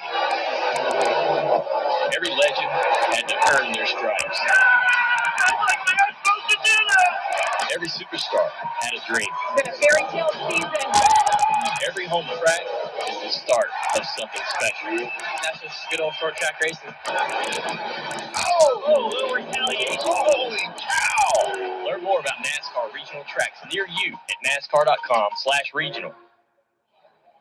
32 trucks still on the lead lap here at Charlotte Motor Speedway.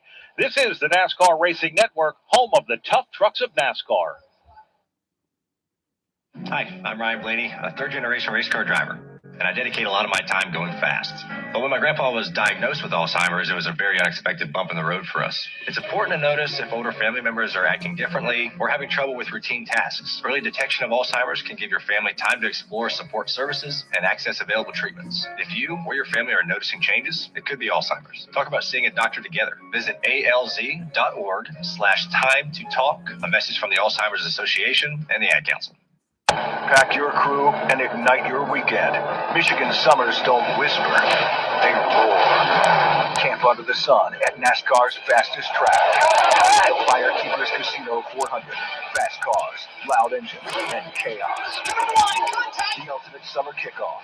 Michigan never looked this good. Hell yeah, boys! NASCAR weekend at Michigan International Speedway. June 5th through 7th. Get your tickets now at M.E.Racing.com. This is Jake Garcia. You're listening to the NASCAR Craftsman Truck Series on the NASCAR Racing Network.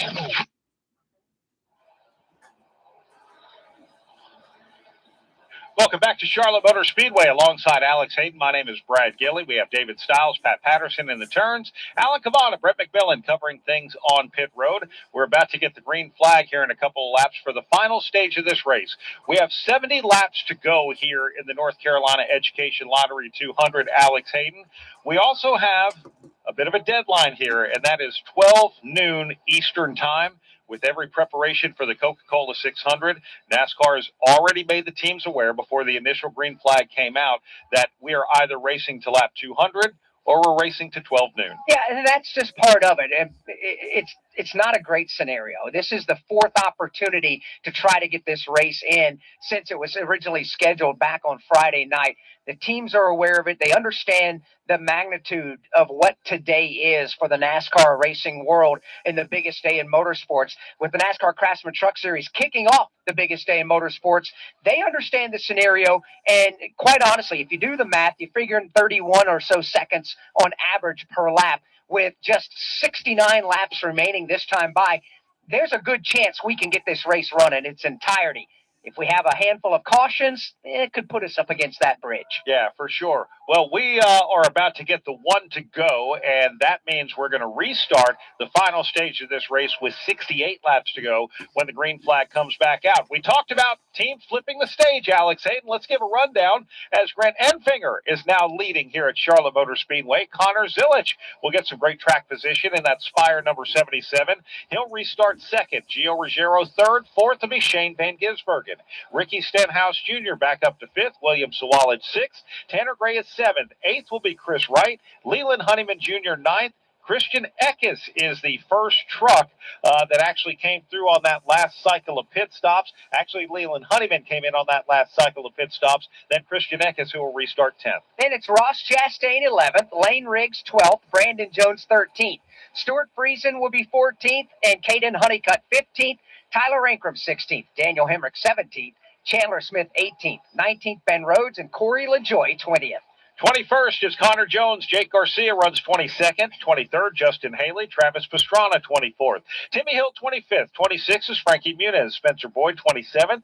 Butterbean Queen, 28th. 29th, Josh Rayum. And Andres Perez is 30th. 31st, Cole Butcher. 32nd, Dawson Sutton. He's the last truck on the track, and all trucks are on the lead lap.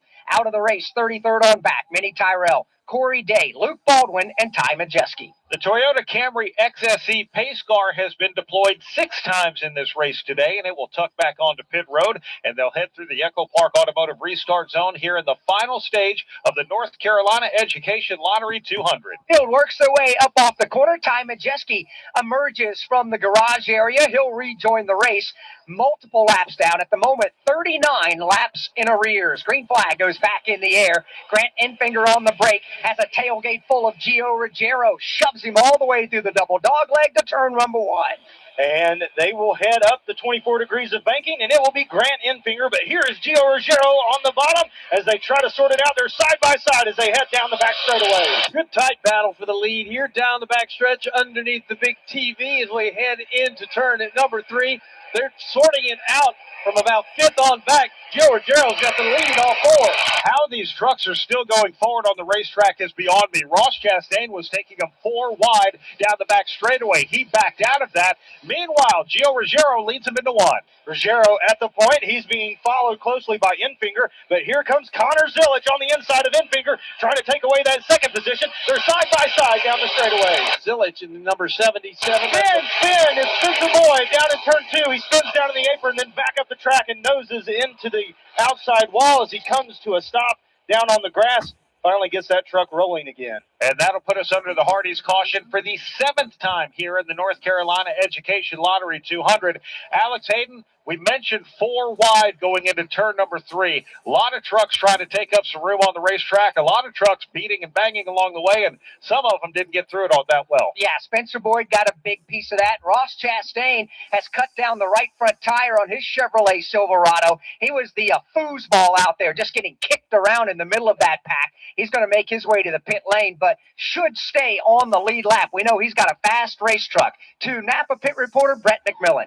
And Ross has come to a stop in his pit stall. Yeah, the right front tire is completely down. They're already changing the right side tires on that truck, and they're checking that right front fender, making sure everything's okay. They're going to go ahead and get him a 4-tire change while he's here. Thank you very much, Brett McMillan. Ross Chastain won the O'Reilly Auto Parts Series race last night. He's going for a triple here this weekend, as he'll also tonight try and defend his Coca-Cola 600 victory. How does Chase Briscoe win? With the hands of his pit crew changing 4 tires in under 9 seconds. The voice of his spotter carving a path through the pack.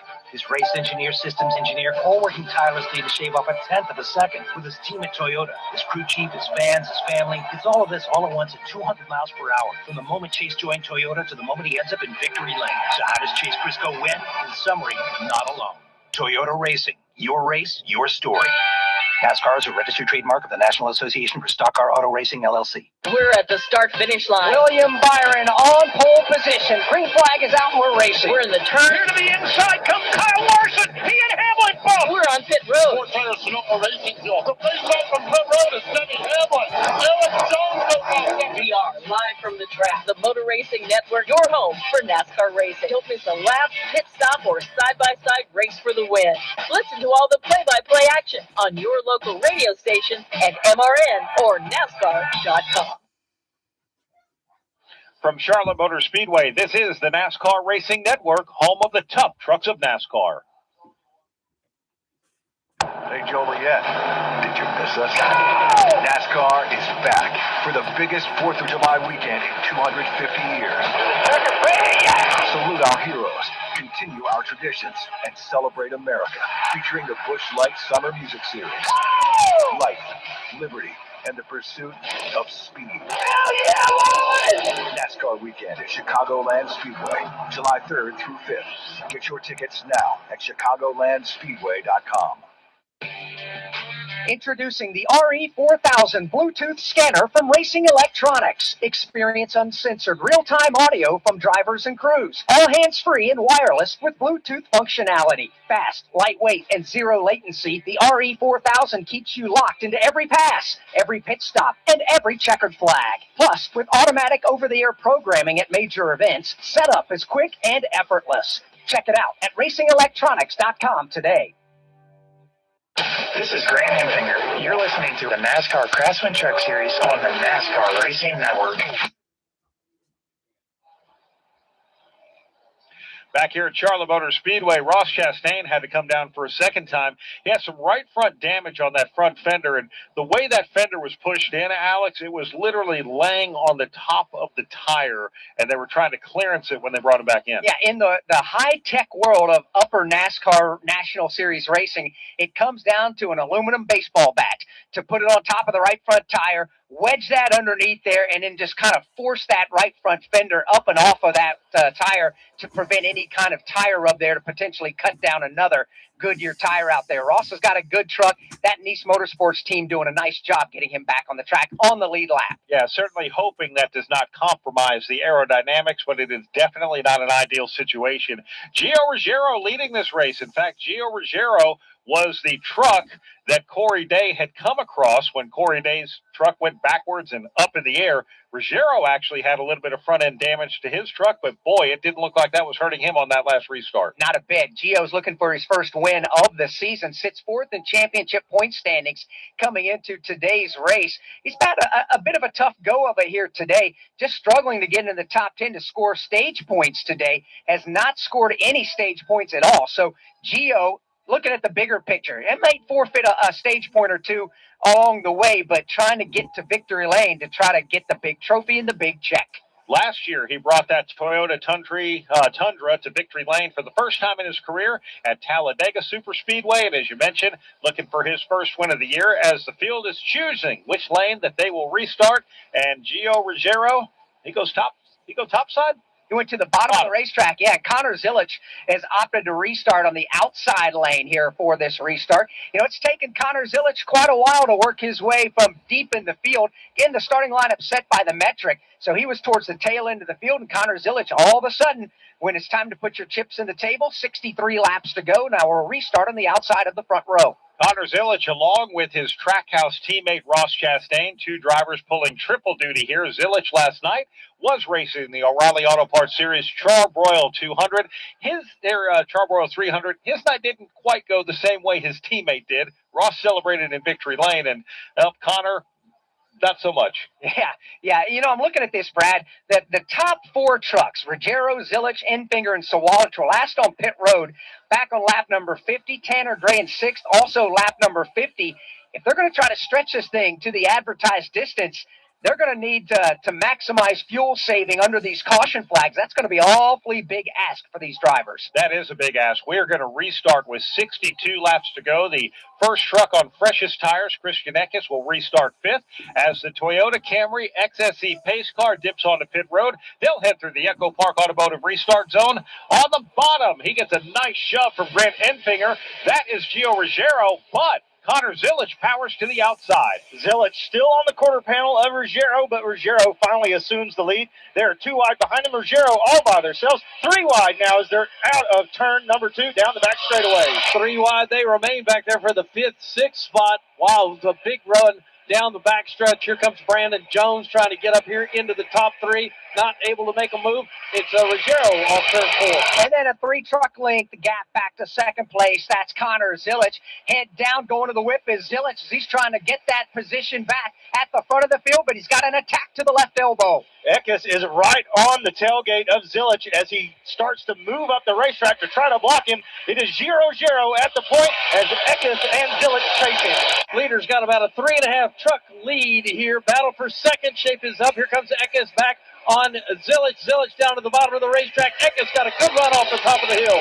Christian Eckes with 12-lap fresher tires than the leaders now moves into the second spot after getting around Connor Zilich. He will chase leader Gio Ruggiero. Grant Enfinger dropping like a ton of bricks as he just continues to hemorrhage spots, but it is a battle for the top spot. It is a Gio Ruggiero and Eckes down the back straightaway. Ruggiero midway down the straightaway, back straightaway, about 5 car lengths out in front of second. Good battle. Here goes Zilich to the bottom of the racetrack, trying to challenge for that second spot. Not going to be able to do it. After spinning on lap 7, welcome to the top 5, Shane Van Gisbergen. He now works to the outside as he's got Daniel Hemrick to his inside, side by side. They race back to turn number 1 for 5th. That is a 3-truck battle as Honeycutt now enters it. It will be sorted out and still fought for, still 3 wide. It is Ruggiero down the back straightaway for the lead. SVG making a good move now. He's got that spot. Hemrick's left the battle with Honeycutt on the outside. Up front, though, no change for the lead. Brandon Jones just moved into the third spot as he got underneath Connor Zilich, and now Christian Eckes. Call it 2 truck lengths as he chases Gio Ruggiero. Christian Eckes trying to size up Gio Ruggiero, trying to make a pass. Eckes running the bottom line as he tries to close the gap, and he will not do it. It'll still be Ruggiero down the back straightaway. A little further back, Honeycutt has now cleared both SVG and Lane Riggs. Move him up a bit on the back straightaway as we have Honeyman Jr. go around as he nudges into the inside wall, and he comes to a stop. He'll get it going again. It will be the 8th Hardee's caution flag flying over the North Carolina Education Lottery 200. That will slow things down with 57 laps to go.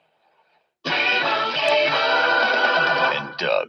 There's nowhere I wouldn't go to help someone customize and save on car insurance with Liberty Mutual, even if it means sitting front row at a comedy show. Hey everyone, check out this guy and his bird. What is this, your first date? Oh, no. We help people customize and save on car insurance with Liberty Mutual together. We're married. Me to a human, him to a bird. Yeah, the bird looks out of your leg anyways. Get a quote at libertymutual.com or with your local agent. Liberty, liberty, liberty, liberty. NASCAR fans, iRacing Studios brings you NASCAR 25. Race hundreds of the biggest stars of the sport on top tracks from Daytona to Sonoma.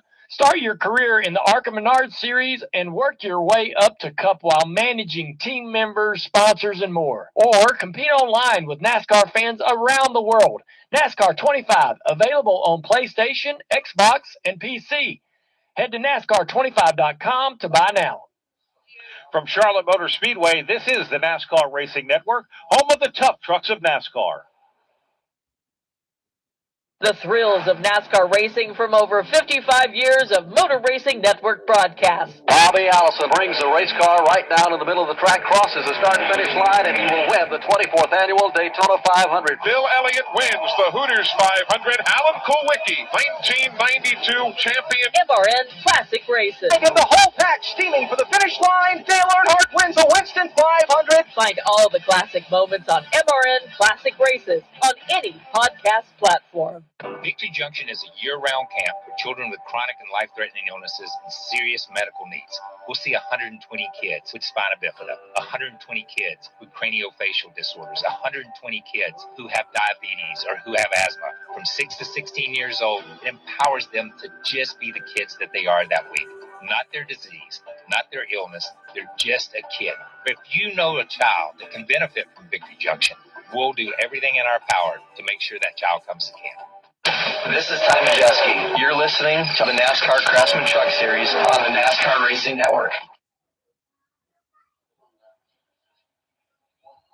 Back here at Charlotte Motor Speedway, alongside Alex Hayden, my name is Brad Gilly. Pit road is open, and what are we about to see here, Alex? Great question. I think you're going to see a mixed bag. There's going to be somebody roll the dice and stay out there. Again, if you're just joining us here on the NASCAR Racing Network, this race is in our 4th opportunity to get this in. Supposed to have been run originally Friday night, but had all kinds of weather delays. But with that being said, we are an official race, and we have a 12 o'clock stoppage time. So we're racing the clock right now, 30 minutes to go on the clock, and pit lane is open, and Alan Cavana, here they all come. And there was some question for Brandon Jones, whether to give him 2 tires or 4. His crew chief says, I want you on offense and to be aggressive. 4 tires for Brandon Jones as he looks like a clean stop for the one truck. Brett McMillan? Gio Ruggiero comes in. He said he's a little bit free in 1 and 2. They're going to give him, well, let's start on 2 on the right side, and they're having some problems on the right rear. Meanwhile, Chandler Smith has come in. They're going to give him right side tires, and he peels out. Ruggiero, slow stop for him. They're now changing the left side tires, and finally they drop him. Really long stop for Ruggiero. Thank you very much, Brett McMillan. Thank you very much, Alan Cabana. We actually did see some strategy there, so when we come back, we will give you a full field rundown and let you know how they're going to restart. We are at 55 laps to go here in Charlotte. Every DIY project has that oh no moment. The missing bolt, the measured cut, the second, third, and fourth trips to the hardware store. That's where Craftsman comes in. Whether you're tackling the backyard, the bathroom, or beyond, Craftsman has the tools to help you power through and get the job done right. Because DIYing is unpredictable, but your tools shouldn't be. Head to Craftsman.com today and find the right tools for any project. Craftsman, build on. NASCAR fans, the time is now to turn your love of racing into free tickets, merchandise, VIP experiences, and much, much more. Rack up fan rewards points by watching races at home, playing fantasy, completing challenges, and visiting tracks. Then redeem your points for epic prizes. You are in the driver's seat. What are you waiting for? Sign up for the free NASCAR Fan Rewards Loyalty Program today at NASCAR.com/fan-rewards. Leland Honeyman and Dawson Sutton, or Tyler Ankrum rather, and Dawson Sutton stayed out. Lane Riggs, Stuart Friesen, Ross Chastain were the first 3 off of pit road. That's how the top 5 will restart when we come back to Charlotte Motor Speedway. This is the NASCAR Racing Network, home of the tough trucks of NASCAR. Looking for a weekly motorsports podcast to stay up to date on what's happening on and off the track? The Motor Racing Network is the place. Hear from NASCAR crew chiefs on MRN Crew Call. All the happenings from regional touring series and local tracks on NASCAR Coast to Coast. Sprint Car Talk on Wings Nation. NASCAR history on MRN Classic Races. And hear from the drivers on NASCAR Live. MRN podcasts available on MRN.com, YouTube, or your favorite podcast platform. Introducing the RE4000 Bluetooth scanner from Racing Electronics. Experience uncensored real-time audio from drivers and crews, all hands-free and wireless with Bluetooth functionality. Fast, lightweight, and zero latency, the RE4000 keeps you locked into every pass, every pit stop, and every checkered flag. Plus, with automatic over-the-air programming at major events, setup is quick and effortless. Check it out at racingelectronics.com today. This is Lane Riggs. You're listening to the NASCAR Craftsman Truck Series on the NASCAR Racing Network.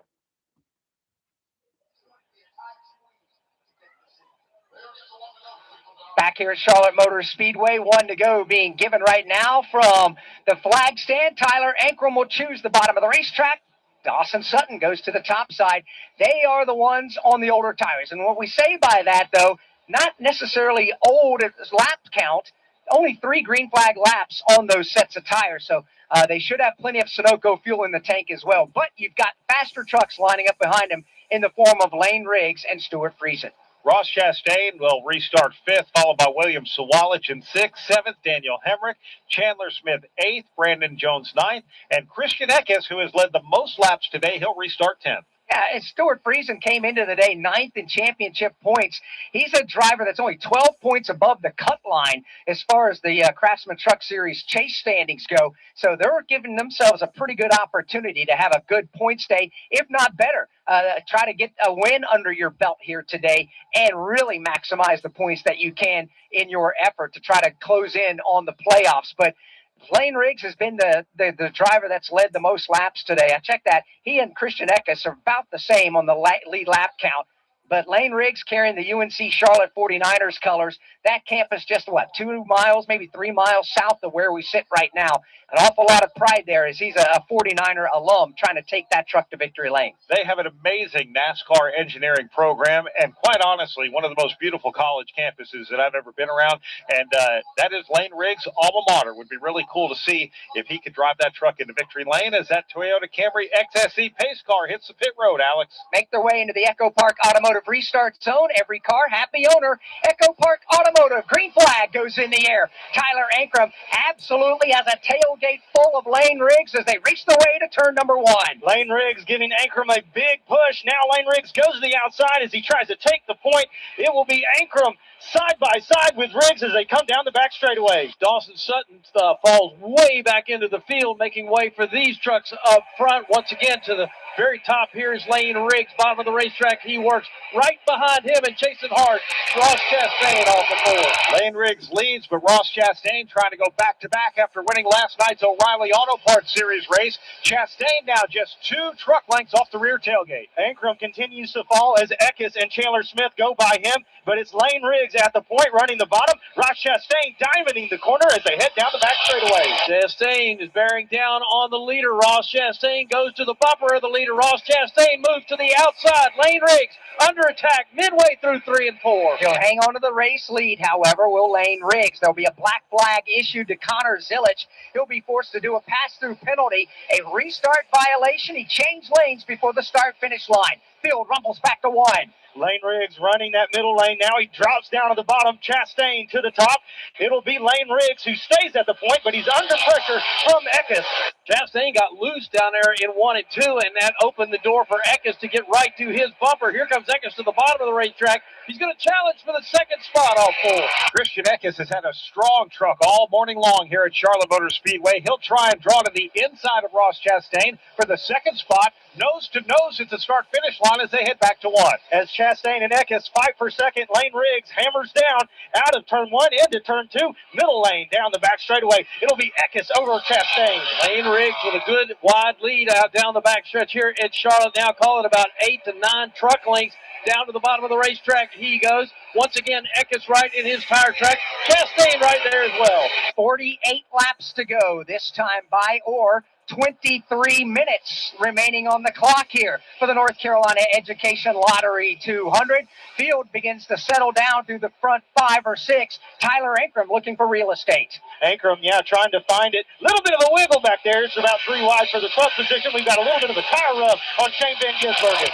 Down the backstretch once again. Battle up front. Only about 2 truck lengths separate first and second. Again, all 4. Lane Riggs. David mentioned Shane Van Gisbergen. He's been rim riding around the racetrack. We saw his truck get up into the wall. Stewart Friesen for the second time. Trouble off turn number 4. 2 trucks get together. Coming off the corner, Mini Tyrell. Check, that's Brendan Queen has got a piece of that. The other truck involved in a big crash right here on the front side. Chris Wright gets turned into the outside wall. They come to a rest some 25 yards past the start-finish line. 9th Hardy's caution of the morning here at Charlotte Motor Speedway. And those 2 trucks are just pinned together with Chris Wright. His truck is right on the left nose of Butterbean Queen, and they're not going anywhere right now, Alex. No, they're not. Chris Wright tried to light the rear tires up to get away, but they were apparently attached. The right side door of the Chris Wright truck and the left front quarter panel of Butterbean Queen have come to a rest up against the safer barrier. Queen finally puts it in reverse, and he's been able to unlodge himself from that truck. I just watched a replay of this. Butterbean Queen was coming off of turn 4 in the middle groove of the racetrack. Chris Wright was on the bottom, and his truck just literally drifted to the outside safer barrier. But the problem was Butterbean Queen's truck was between Chris Wright and the outside safer barrier, and that's the reason why we're under the Hardy's caution for the 9th time. Yeah, these drivers have understanding the situation, trying to get all they can. Not sure if something broke on the truck or if he just simply drifted too wide to make the contact out there. But Chris Wright able to drive the opposite direction down the pit lane from the incident site. Same with Butterbean Queen going southbound in the northbound lane on pit road. Window net is up on both of those trucks, so they're going to try to make their pit stops now. And Brendan's going to make it in reverse fashion, which is completely legal to do. Yeah, and Chris Wright actually tried to do the 180, and he only did about a 100 because that truck is nosed in to the pit wall. But all 4 tires are within the pit box. Yeah, the right rear by rule can be out of the pit box. All 4 are in for Chris Wright. It looked like he just pulled it right into a parking space.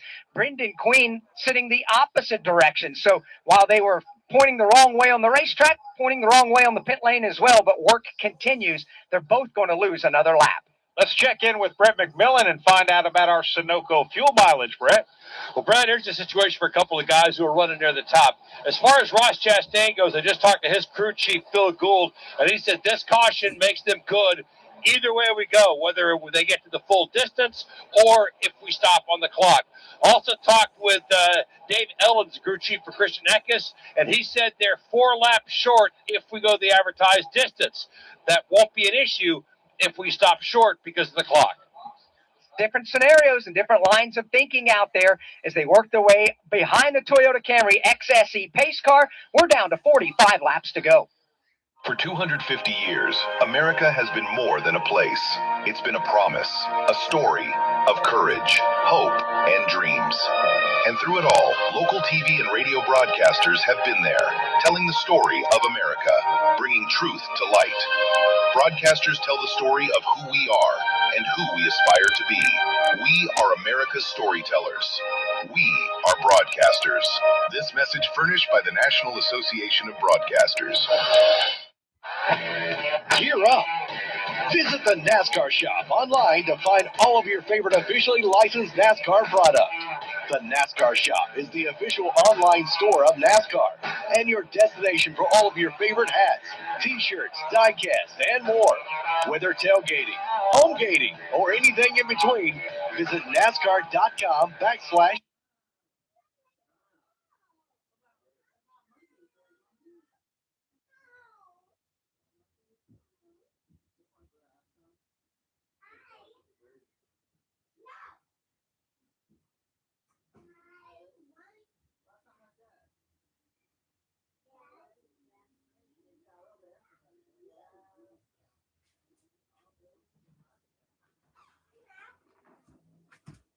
Oh, give me 1 second, guys.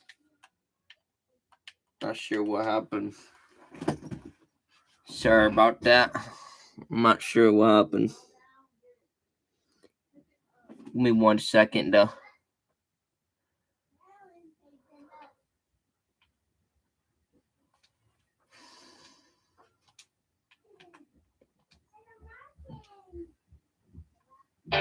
Meet the all-new RE4000 Bluetooth scanner from Racing Electronics. Hear uncensored audio from your favorite drivers or listen to the live MRN radio broadcast, all hands-free and wireless with Bluetooth technology.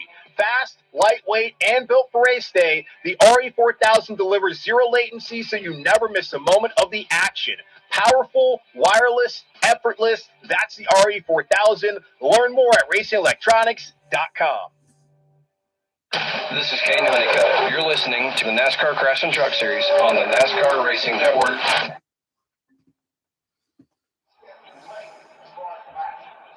Welcome back to Charlotte Motor Speedway. Laps and the clock are beginning to dwindle on the North Carolina Education Lottery 200. If you're just joining us, we are indeed live at Charlotte Motor Speedway on the best day of racing in the world. 43 laps rather to go here in this one. Lane Riggs, the race leader. We mentioned the clock could come into play as well, Brad. For the fans that just tuning in, explain what's going on. So this is the 4th attempt at this race. We were originally going to run it on Friday night, then yesterday morning, then yesterday evening. Now we took the green flag just after 10 a.m. this morning. But we're getting ready also for the Coca-Cola 600. A lot has to happen. And NASCAR sent out a note to all of the teams before the green flag dropped that they brought up the adverse weather conditions rule, and they said the race will be at noon Eastern time. It will end regardless. So what happens is when the clock strikes noon, if all the laps are not exhausted, the white flag will come out. We'll go around one more time, and at whatever lap the next lap will be the lap that ends the race. And this is not a new NASCAR rule. This is something that's been in play just about every race we go to. They have the RE4000 Bluetooth scanner from They have an adverse conditions rule in play at every race we go to, and all the teams are aware of it at every race. So this is not a new rule that's come into play. It's not a new rule, and actually what it does is it makes it a little more interesting, to be honest with you. We've seen a great race here today. 9 Hardy's cautions so far. They're going to come to the 1 to go, and they're going to restart with 41 laps to go in this race. But here's the deal, Alex. 41 laps, you know how far you're going to go. You have to watch the clock. If you're going to make a move, now the angst just goes up that much more. Yeah, it does. And we heard Brett McMillan talk about the fuel scenario for some of these teams, especially Christian Eckes, who is second on the racetrack. They're going to have to max save fuel as the best they can here under the caution flag. Keep the engine turned off or keep the clutch pushed in. Don't burn as much fuel as you have to until you have to go into the green flag. Eckes has had a great truck today. He's led 29 laps, and he's been in the top 5 for the majority of the race. He'll restart on the outside of the front row after the drivers choose what lane to restart in. Lane Riggs opts for the bottom of the racetrack. And Ross Chastain is going to restart third. Chandler Smith fourth. Fifth will be Daniel Hemrick. Caden Honeycutt sixth. Seventh will be Tyler Ankrum. William Sawallish will be eighth. Stuart Friesen had a very loose race truck before that Hardy's caution came out. He'll restart ninth. 10th will be Ben Rhodes. 11th on the restart, Brandon Jones. Gio Ruggiero recovering from a slow pit stop. He'll restart 12th. Jake Garcia 13th. Andres Perez 14th. Grant Enfinger 15th, Justin Haley 16th, Corey LaJoie 17th, Timmy Hill 18th, Cole Butcher 19th, and Connor Jones 20th. Alex, 41 laps, 15 minutes. That is the distance or the time in the race here at Charlotte Motor Speedway with the North Carolina Education Lottery 200.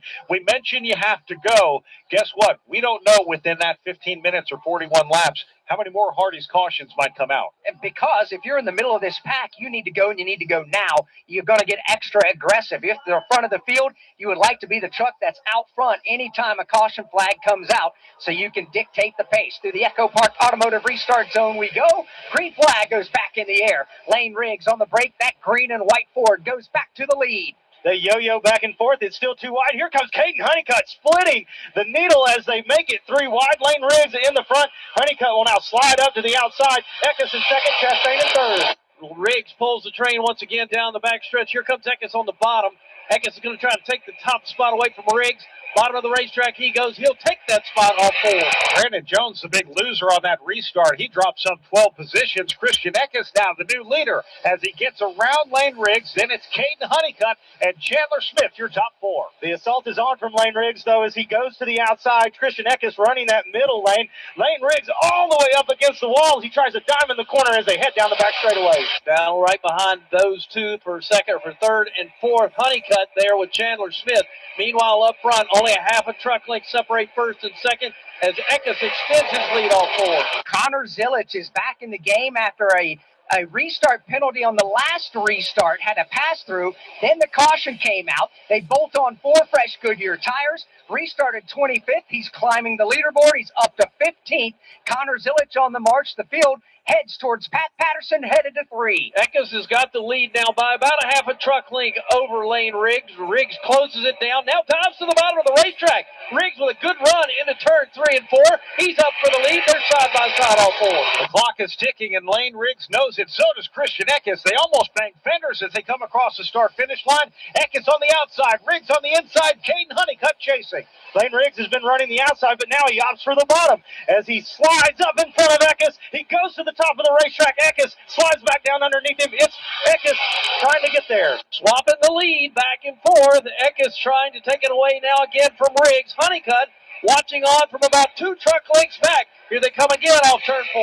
Making their way back to the start-finish line. 37 laps to go. Front 4 trying to break away.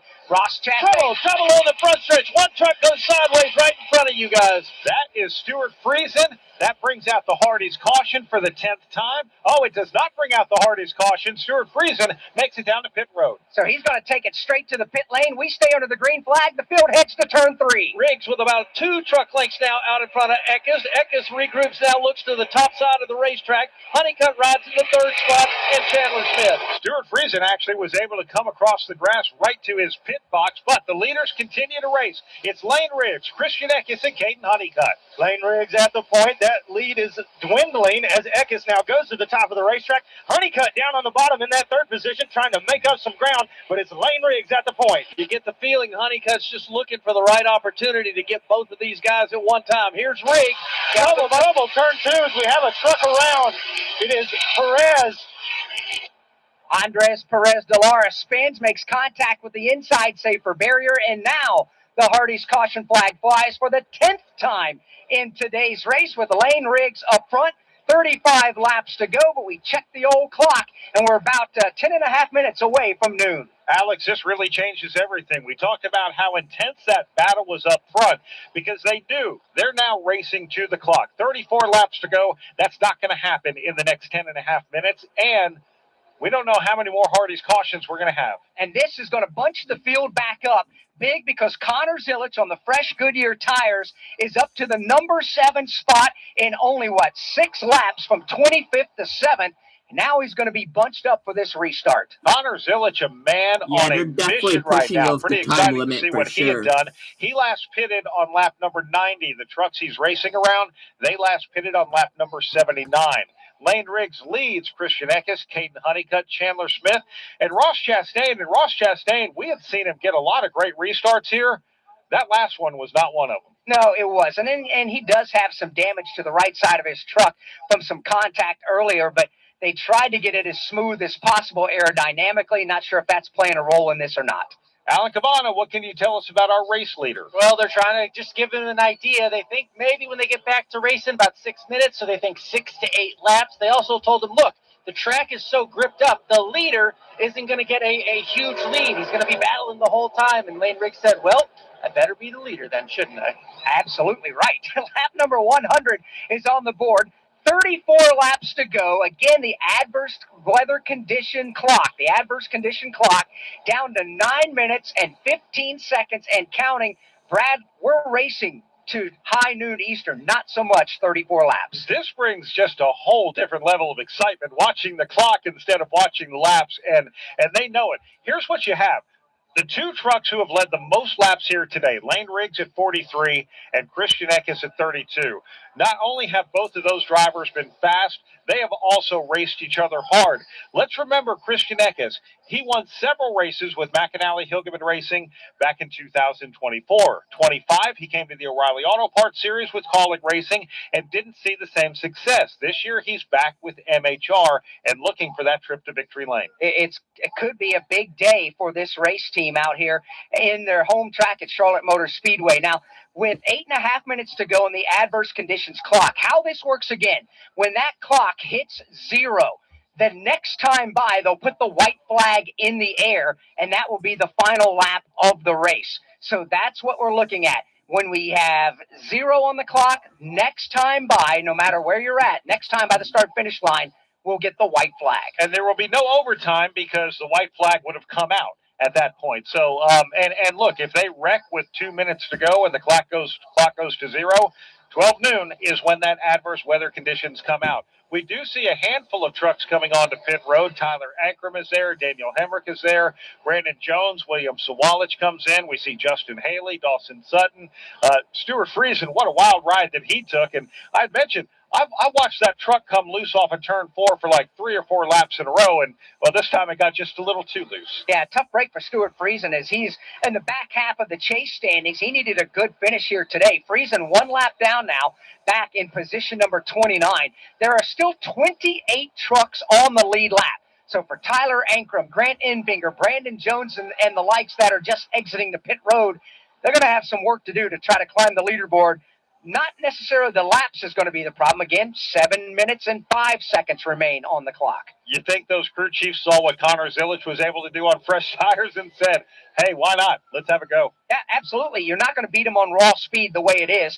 Let's try something different. We're paying for the Goodyear Eagle tires. Might as well put on a fresh set of them and go after it and try to get as many positions as we possibly can. Field is in turn number 3. They're going to get the 1 to go. So that means we'll restart officially with 31 laps to go here in this race. But really, we're going to restart with about 6 minutes to go in this race, Alex. We've had 7 different winners in the last 9 NASCAR Craftsman Truck Series races.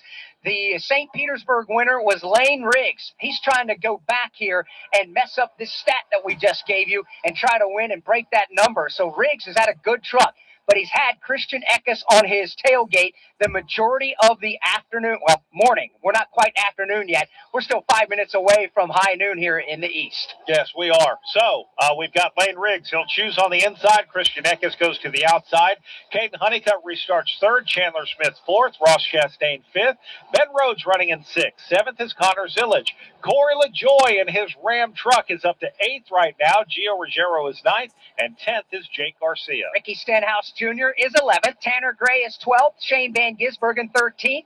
Timmy Hill 14th. Connor Jones 15th. Travis Pastrana is 16th. Frankie Muniz 17th. Leland Honeyman is 18th. Daniel Hemrick made a pit stop. He'll be the first off of pit road from this wave on lap 101. Hemrick will be 19th on the restart. Enfinger 20th. Going to be really interesting to see if the drivers on the fresher tires can work their way up into the top 10. If we have another Hardy's caution in this race, Alex, I almost feel like that's the one that's going to end it. So Lane Riggs knows that. Christian Eckes knows that.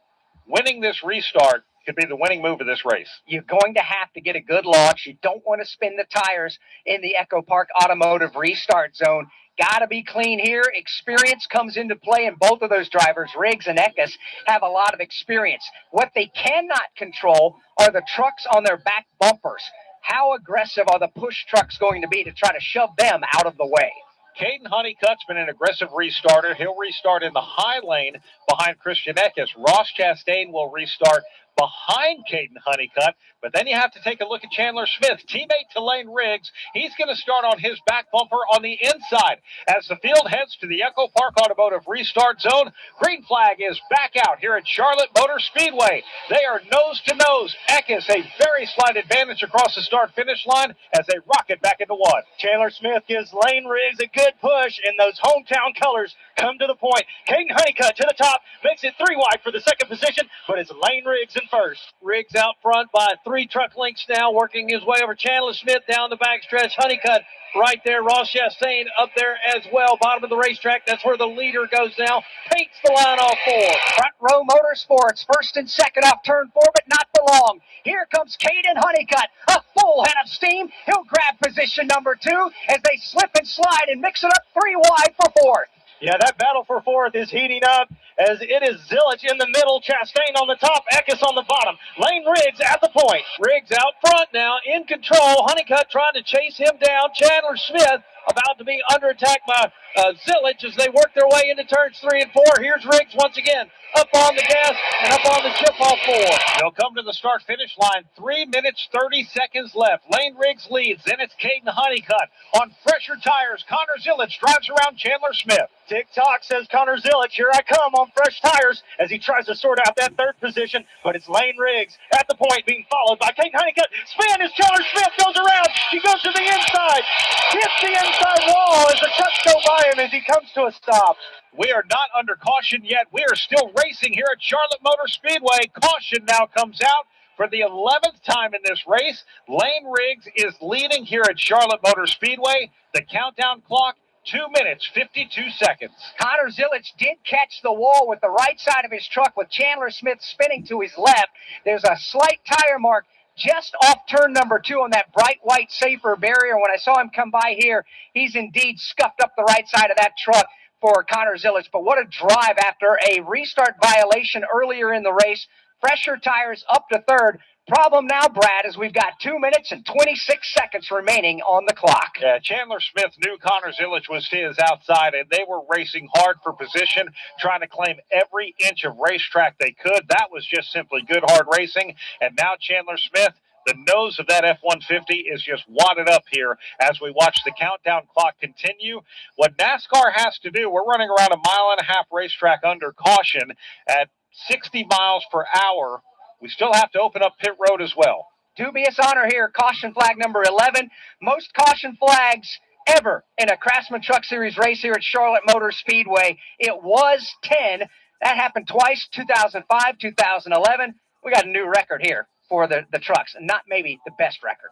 Wow, that is incredible. This is a race that was worth waiting for. We wanted to see it happen on Friday night, but I'll tell you what, for all the fans who have come out to Charlotte Motor Speedway early, they are getting just one big prize here today with a tough battle in the Craftsman Truck Series, and NASCAR is giving them the lineup right now, telling them what truck they need to restart behind or in front of. So that means Lane Riggs up front is hoping they don't get this thing restarted. He's okay with where he's at as the race leader with the clock continuing to wind down to triple zeros. Everybody else is saying, please get lined up. Let's get the one to go. Let me have one more shot at this thing with Lane Riggs up front with still 27 laps to go, but that's immaterial at this point. I would be very happy with the shootout. I am very satisfied with the racing that we have had. We got our nickels worth today with the North Carolina Education Lottery 200. Lane Riggs, the race leader. Caden Honeycutt is second. Connor Zillich is third. How about the drive for Ben Rhodes now up to position number 4? Yeah, Ben Rhodes has had a lot of good fight in him here today. He's been about a truck that could run in the back of the top 10. He was itching at the top 5 at one point in this race, but, just the simple fact that right now, Ben Rhodes sitting there in the 4th position in that nice bright orange F-150, doing a great job of making the most of a race day. Ross Chastain will not sweep the weekend. He's needing a push back to the pit lane. This tow truck is doing just that right now. That's going to keep us under caution. We'll see. We're going to stay under caution at least another lap or two around this racetrack. And that countdown clock continues. We are getting to less than a minute to go before the adverse weather conditions policy comes into play. Once the clock strikes noon Eastern time, the next time by, the leader will take the white flag, and we'll have to see how this goes, Alex. Yeah, we will. As Lane Riggs is the leader, Honeycutt is second, Zillich is third, Ben Rhodes is fourth. Gio Ruggiero rounds out the top 5. The rest of the top 10 here as we run under the caution flag is Christian Eckes in 6th, Brandon Jones 7th, Tanner Gray is 8th, Ricky Stenhouse Jr. is 9th, and William Sawalich is 10th. Lane Riggs went to the University of North Carolina, Charlotte, the 49ers, and it is a beautiful campus just south of Charlotte Motor Speedway. He was an engineering student there as part of their NASCAR program. Those are the colors he's carrying on his truck here today, and it looks like Lane Riggs is going to be able to celebrate in Victory Lane. Yeah, there's been a lot of engineers in the garage that went to UNC Charlotte's NASCAR engineering program, including NASCAR Cup Series championship winning crew chief Cliff Daniels at Hendrick Motorsports for Kyle Larson. He was a product and an alum of that engineering school down there as well. So they're looking to finally put themselves in Victory Lane with the green and gold of the 49ers. We have hit 12 Eastern time here at Charlotte Motor Speedway. Being told the next time by, Lane Riggs will see the white flag, and that will happen under caution behind the Toyota Camry XSE pace car.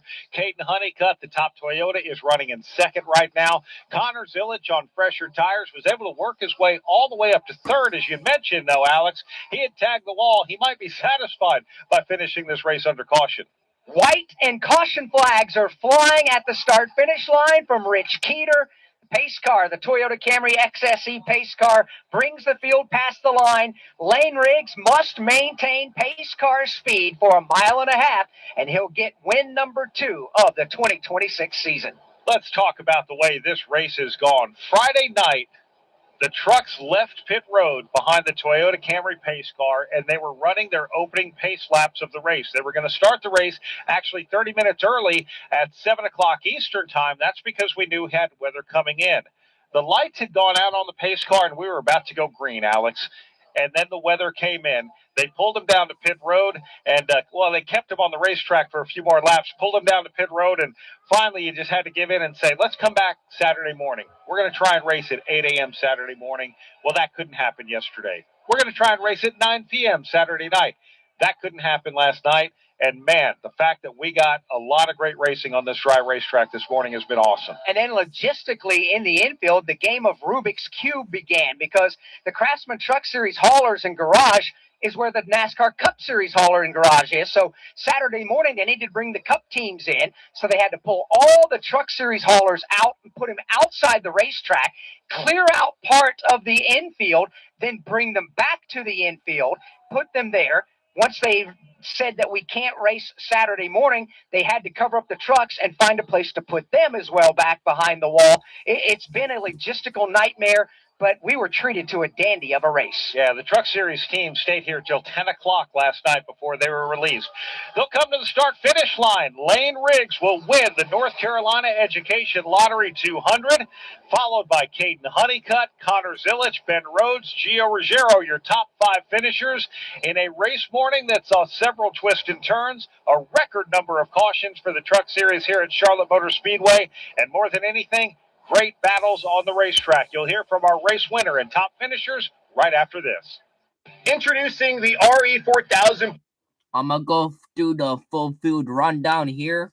So Lane Riggs wins it.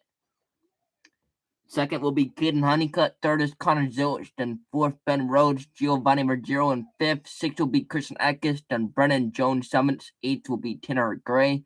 Ricky Stenhouse Jr. ninth. 10th, Wilmington Walsh. Daniel Hammock 11th. 12th will be Corey LaJoy. Jake Garcia 13th. 14th, Connor Jones. Jamie Gisbergen 15th. 16th, Grant and Finger. Then Justin Haley 17th. 18th, Timmy Hill.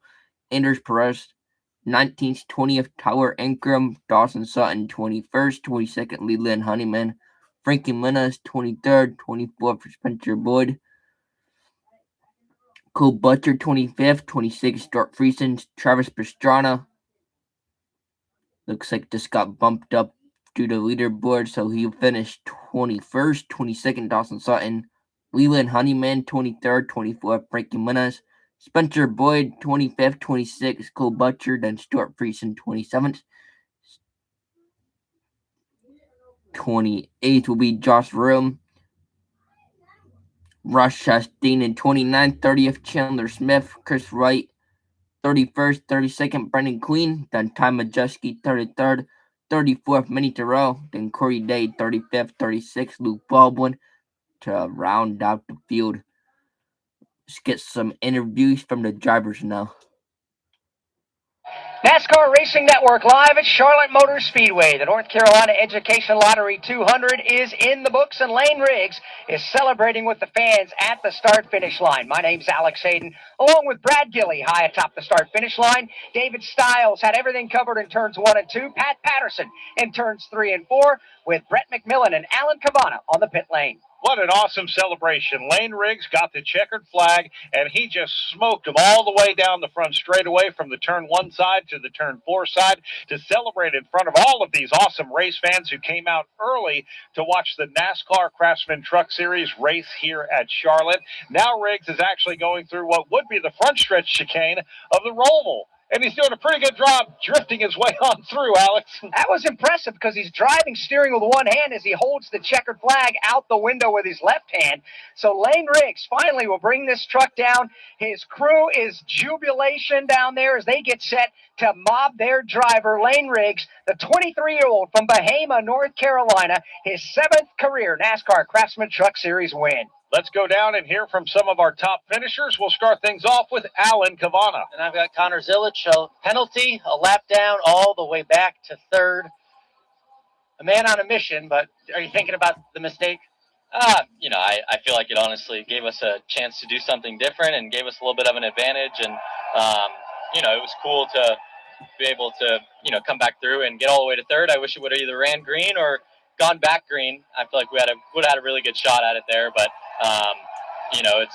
it's awesome to come back and race with Spire and Delaware Life, and always fun. All right, nice comeback for Connor Zilich. Brett McMillan. Gio Ruggiero comes back because a 5th place finish today. Man, you overcame a lot today and still got a great finish out of it. Congratulations. How do you feel about the run? I feel good about the truck. The truck drove really good. Just unfortunate that we ran out of time there at the end of the race, but just looking forward to going to Nashville and continuing the speed and handling we've had these last few weeks. Congratulations to a good run. Let's go back to Alan Cavana.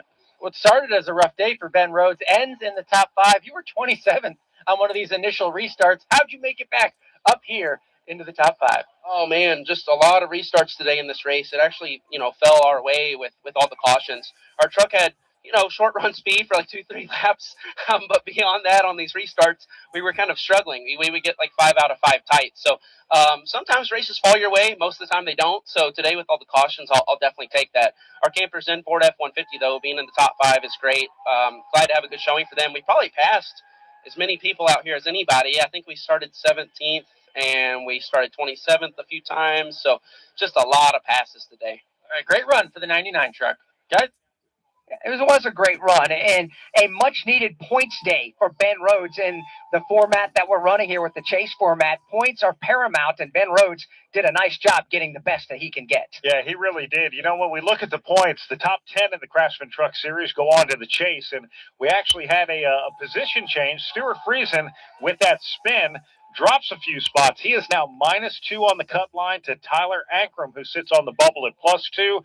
Daniel Hemrick, with about 50 to go, was on the outside looking in. Now he sits at +7 once the checkered flag drops. Yeah, they shuffled up back there as everybody from about 8th to 15th or so in the championship points, very close together. So every position absolutely matters here. Yeah, it absolutely does. What a great run for Lane Riggs. It is so awesome watching this celebration. We'll talk with him in Victory Lane coming up. Let's give you a rundown here as Lane Riggs has won the North Carolina Education Lottery 200. Second was Caden Honeycutt. Connor Zillage third. Fourth, Ben Rhodes. Fifth, Gio Ruggiero. Christian Eckes sixth. Brandon Jones seventh. Tanner Gray eighth. Ninth, Ricky Stenhouse Jr. And William Sawalich 10th. Daniel Hemrick came home 11th. Corey LaJoy, the highest finishing Ram, he came home 12th. Then it was Jake Garcia 13th, Connor Jones 14th, Shane Van Gisbergen was 15th, Grant Enfinger finished 16th, 17th was Justin Haley, Timmy Hill 18th, Andres Perez finished 19th, and Tyler Ankrum 20th. Travis Pastrana was 21st, 22nd rather. Dawson Sutton, Leland Honeyman Jr. 23rd, Frankie Muniz 24th, Spencer Boyd 25th, 26th, Stuart Friesen, Cole Butcher 27th, 28th, Josh Rayum. Ross Chastain had problems right at the end of the race, 3 laps down in 29.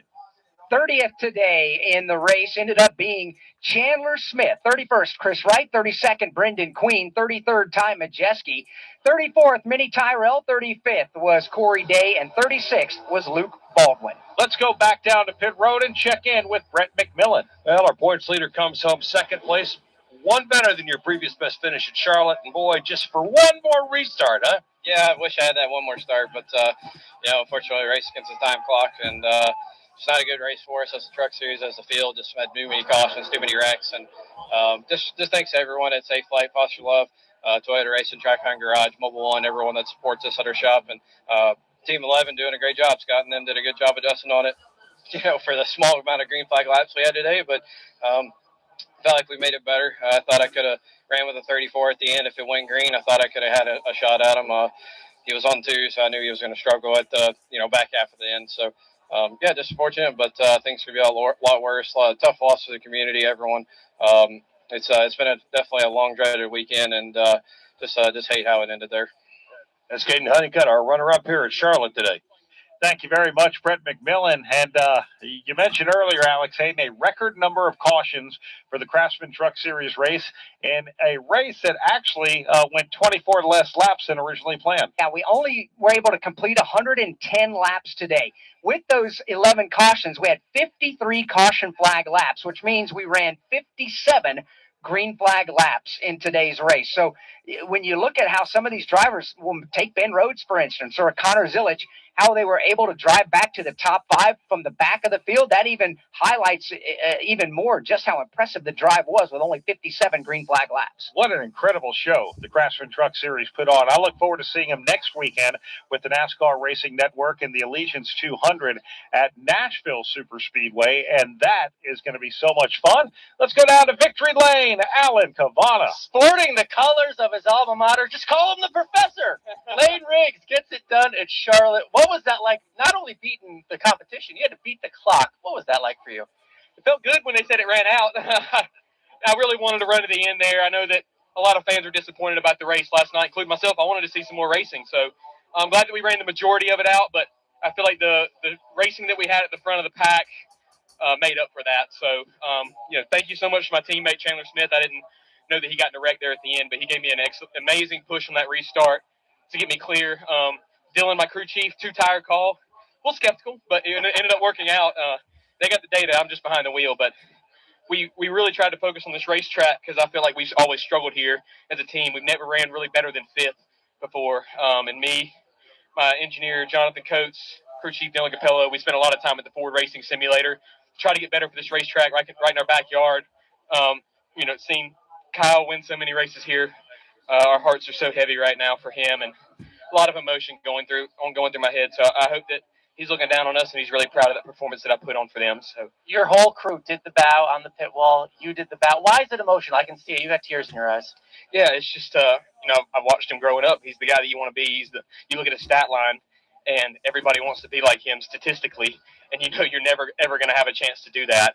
He's just the standard that you try to put yourself to, and just so unexpected for everybody in the racing community. You know, I wasn't even alive yet, but everybody says it reminds shades of 2001 at Daytona. So I'm feeling that same kind of pain right now. But like I said, I'm just so thankful that I could do it for them and that I could honor him. Best way to do it. Victory Lane. Lane Riggs, the North Carolina boy, gets it done. That's Charlotte. Yeah, Bahama, North Carolina is where he calls home, up north of the Durham, North Carolina area, and he gets the big trophy, the checkered flag. He led the most laps today, a total of 52 laps led. What an incredible run. He started the season with a win in St. Petersburg, Florida on the road course there. Now gets his second victory, and now we set our sights here at Charlotte Motor Speedway to a nice afternoon and evening worth of racing. So many things happening. They're going to have a Brad Paisley concert at 3:30, a big military appreciation festivity, what they have. In fact, they put a big note on the big screen that says, please be mindful of excessively loud noises from howitzers during the Coca-Cola pre-race military spectacular. Ready for that, Alex? I am. Bring it on. This is the greatest day in motorsports, and I'm excited to be a part of the Coca-Cola 600. Yeah, going to be a lot of fun. Performance Racing Network on the air, 5 o'clock Eastern time for the Coca-Cola 600, where Tyler Reddick and Ty Gibbs will lead the field to the green flag. Want to say a big thanks to an amazing broadcast crew out in the turns. We had David Stiles and Pat Patterson, our pit reporters, Alan Cavana and Brett McMillan, our engineers, Harold Hamrick, Ben Blevins, and Bill Parrott.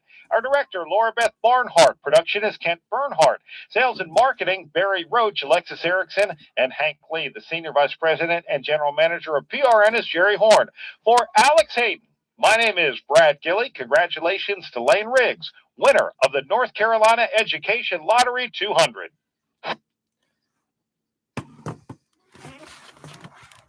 That'll do it there for the North Carolina Education 200. Again, today at 6 o'clock will be the Coca-Cola 600 for the NASCAR Cup Series. Join us for that. Appreciate you all being here. But yeah, Lane Riggs picking up the win here. Appreciate you all being here. I'm going to do a stream on the Indy 500 now if anyone wants to tune in. But appreciate you all being here again. If you're new here, make sure to smash the like button, comment, subscribe, and we'll catch you guys over for Indy 500. See ya, guys.